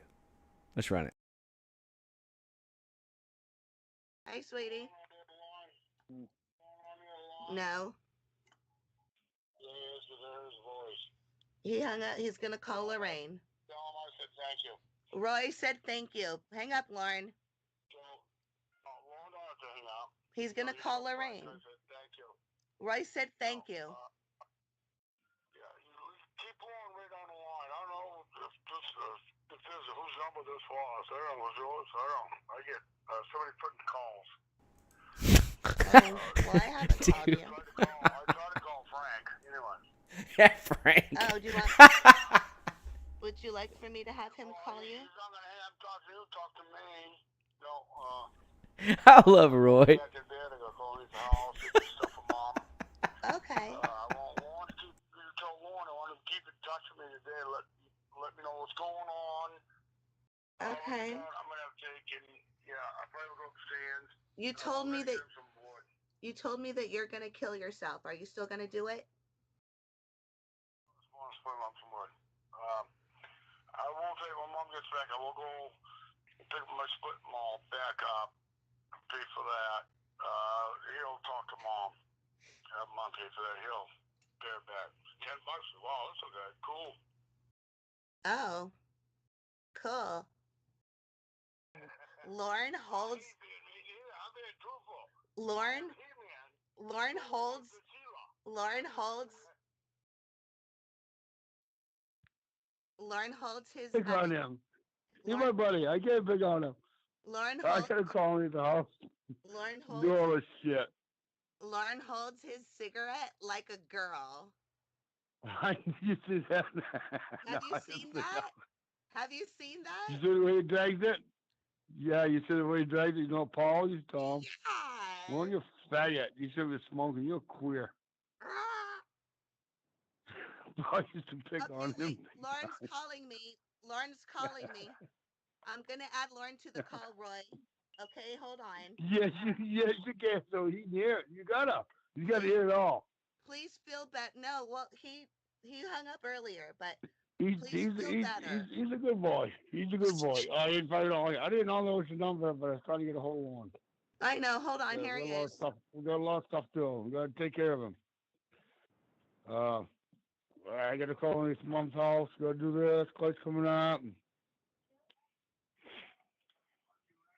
I wasn't happy, and then I got went 3 o'clock this morning, but whatever. My legs are cold. He wants the world to know. No, I feel really sorry for him. I'm gonna see how much I can take and do what I do just to get him to go to woods, just to dump it right in front of his dooryard. A couple of my friends might give me some discounted. What is it like? Beets, ash. Dude. I've been through there. First, Lorne just gotta say be on the phone. He's gotta hunker down and do shit. I've done it. I've been that road twice. I don't mind helping Lorne out, but I said I'm not going through this again. Especially something I don't know, which I didn't own anyone in anyways. I actually do. He's kind of a little pussy, ain't he? I told you he was on the phone. I told you I was gonna put him back on because he called me. I know, that's fine. Good, yeah. Well, he's got a pussy. You see the way he smokes his cigarette? Yeah. How was breakfast? He like a little pin. That's what Paul said. Pinsy fairy. Did you eat sausage? Yeah, I made Mom breakfast. We had coffee. We talked. Did you hold the sausage the way Lorne holds his cigarette? No, I didn't put no spices in it because I have to be careful with putting spices in it because it bothers Mom. Yeah. Because it made it plain. She probably has GERD, right? I made it for 300 guys in the service. Boy, come on, you dump those spices, everything else, and that's great. But with Mom, I have to be careful what to put in there. Yeah. So I only had one biscuit. I made I cut the biscuits in half, and I put stuff. Mom said, "That's awful bland." I said, "Mom, I'm used to cooking for 300 guys." I said, "I can't put the spices I normally put in there for Paul Lorne different. Then I'd make it so much better. I put spices in it. Mom, I can't." Roy, why don't you just use a little bit of onion powder, not a whole lot, and no tomatoes, because your mom probably has GERD, but she has difficulty with. No, we like onions and everything, and your queer boyfriend can't stand onions. That's how we're trying to figure out if he's queer or. Well, you don't like onions. You don't like green peppers, and so we're trying to find out whether he's queer. But onions do have an oil in them. It's good for you. It's good for you. Oh God, you smoke onions, onions, mushrooms, garlic, cayenne pepper. Everything is so good for the respiratory system. Yeah, but if you what does not liking onions have to do with being queer? I know people who are queer and they will eat the fuck out of an onion ring, yo. Well, because you know most of these people, you know, if they're faggots, they don't like onions. Oh, just I know an onion's mine. My boyfriend don't like onions.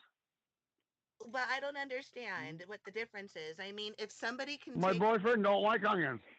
let me ask you something though. Oh, are you saying that it just means that they're kind of like, it means that they're kind Gotcha!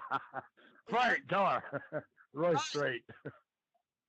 Are What? you saying that that means that they're cowardly, like they're little sissies or something? No, onions and green peppers are the best thing for your body Yeah, that you but can get. Garlic. It's the best thing for your body as far as nutritional wise. Look it up. I don't have to look it up. I know. okay. Actually, the best thing for your body is not to smoke 2 packs a day. But Go mushrooms, but I'm not eating them because if you pick the wrong ones, you can die. well, mushrooms are rubbery like foreskin. No, I'm talking about the mushrooms we have here. Well, I They're would love growing to try trees. some of those mushrooms, but I'll tell you what. I I think it's do. ridiculous. I I think make it's peppered ridiculous. steaks. I think it's ridiculous for a man to call another man a You don't. sissy or something, because like if they're Nah, gay, Lon's a fucking sissy. but if you take a He's big a sissy. fat cock in your ass and it He's a pussy. spreads it out and you can take it and grunt and smile Yeah, and Lon love pussy. him, Don't like onions. then I don't care if you like Well, we're onions not or talking not. about sex. You're really tough. Hey, Anybody who can well, take yeah, anal I is am. tough. You have to respect it a Ah, little. that's gross. It's gross. What was talking about? We're not on discussion then anyways. We I were think Lorne hung up anyway. talking about lawn and onions. No, I'm sitting here. Lorne likes the onions. Yeah. Lorne likes, I'm trying to get them on to onions. Mom is too. Roy, does she like Uh, the purple onions or the white ones or the yellow ones? Probably I think what she used, I think, was a purple. Is not so much. I like the white ones because it's strong. Mom likes the white ones. It's strong. I think what she did, I think she used the purple ones, and she asked me, she said, Lorne, her, oh God, mom's a good cook. She's wanted so much of gravy. You ain't gonna like it so long. Sit right down, pick it up. She put onions in this, didn't she? No one. I don't think she did. So I wasn't here. Yeah, I don't think she did, but Lauren's picking right out on it. You should go to Lorne's house. So Mom got home that night and the morning. She was there and no Lauren just, you tell me this onions, it amazes me that Mom can remember a lot. Roy. Us boys like. Roy. What? Roy. You should cut up an onion and go put it inside all the food containers in Lauren's house and put them in the refrigerator. No, he doesn't know how to do it. He'd kill me. I ain't doing that. Lorne doesn't like onions because his wiener and balls are like those onions that are white, like a piece of celery that stick up on top like a glass. No, don't pick on them. Don't pick on them. You can't pick on them. No, those onions can get big balls. I ain't gonna pick on Frank. You picked on Why him. don't you pick on one of my other brothers who deserves it? Frank don't deserve it now. It's okay to be gay. Don't say it like if Lorne wants to be Frank ain't gay. honest with us. He likes Wendy. He likes Wendy. I know. Okay, do we all see how every time Roy gets propositioned with fucking with Lorne that he always declines it and he's always like, nah, don't fuck with Lorne. Like Lorne's my little brother. Like he's always looking out for him. Like we're not gonna make him the butt of the joke. But at the opposite end, Lorne cannot wait to grasp at an opportunity to make Roy the topic of conversation, whether he's fucked up, drinking too much, or this or that, and like just to, push the spotlight off of him and right on to Roy. But Roy is always the opposite. He's like, you know what? Like, let's not do that. Like, pick another brother. Pick somebody else. Like, why are you doing this to Lorne? Like, he's protecting his little brother. Lorne never returns the favor. Lorne's a piece of shit, and here's why Lorne's a piece of shit. Is because he knows that Roy is always going to protect him, no matter fucking what, so he can always try to younger brother bully his way into his affection, and he always knows that he has like a fallback, a cushion, that Roy is always going to be there and be his older brother and look out for him, whereas Roy does not have that cushion that his younger brother is always going to look out for him. In fact, his younger brother is always going to sell him out in favor of making himself look better. This is why Lorne is the quintessential specimen for being a piece of shit. Right here. You just heard it from fucking Roy's mouth. Always looking out for his little brother. Lorne would never do that. Fucking ever. He likes Tony's girlfriend. He wants to peck her in her belly. I don't know if he likes Tony or Wendy. I don't know. Me and Mom was trying to figure that out. Who has bigger I titties? don't know. Tony or Wendy? Wendy runs around the house hanging a tutu. I don't know. Mom said Lord's like to shove his head right up in his hair. Has he? Can't tell. Lorne's there and on anyways. Roy's fucked up. You can't tell. If Lorne calls up and he's there tutu, Mom's just like, you can't tell if Lorne's going to be there or not. You don't know if Lorne's there. You see his vehicle, but you don't get, you ain't going to see Lorne because he's going to know Wendy's tutu. That's how big she is. I said, Mom, that's your son. Wait a minute. Do you mean moo-moo or a tutu? Like a ballerina? Yeah, the skirt you pull over yourself. A skirt you pull over yourself. Oh, like So if a guy walks out with a robe, okay, women have a thing to pull over them. Vinton died. Oh, God, this thing's called, oh, no, last time I said, Lawrence said, Frank said, I'm getting the hell out of here. I told Frank, get the hell out of here. I don't know what Roy just said. What I do know is I just got propositioned to head out to a bar that's within walking distance from a girl that I've been crushing on. So I'm sorry, y'all. I didn't mean to cut this shit short tonight. I was 100% prepared for a marathon. Forgive me. I gotta go. You know, try to figure this out. All we know at this point is Roy is a winner. Lauren's a fucking loser. Emma is playing multiple characters, and we will see how the character development works out and the plot. Let's see what the sequence is. I don't fucking know how to end this stream right now. I just got to go chase some snatch real quick. I love you guys. Blinken. Fucking who else was up in here?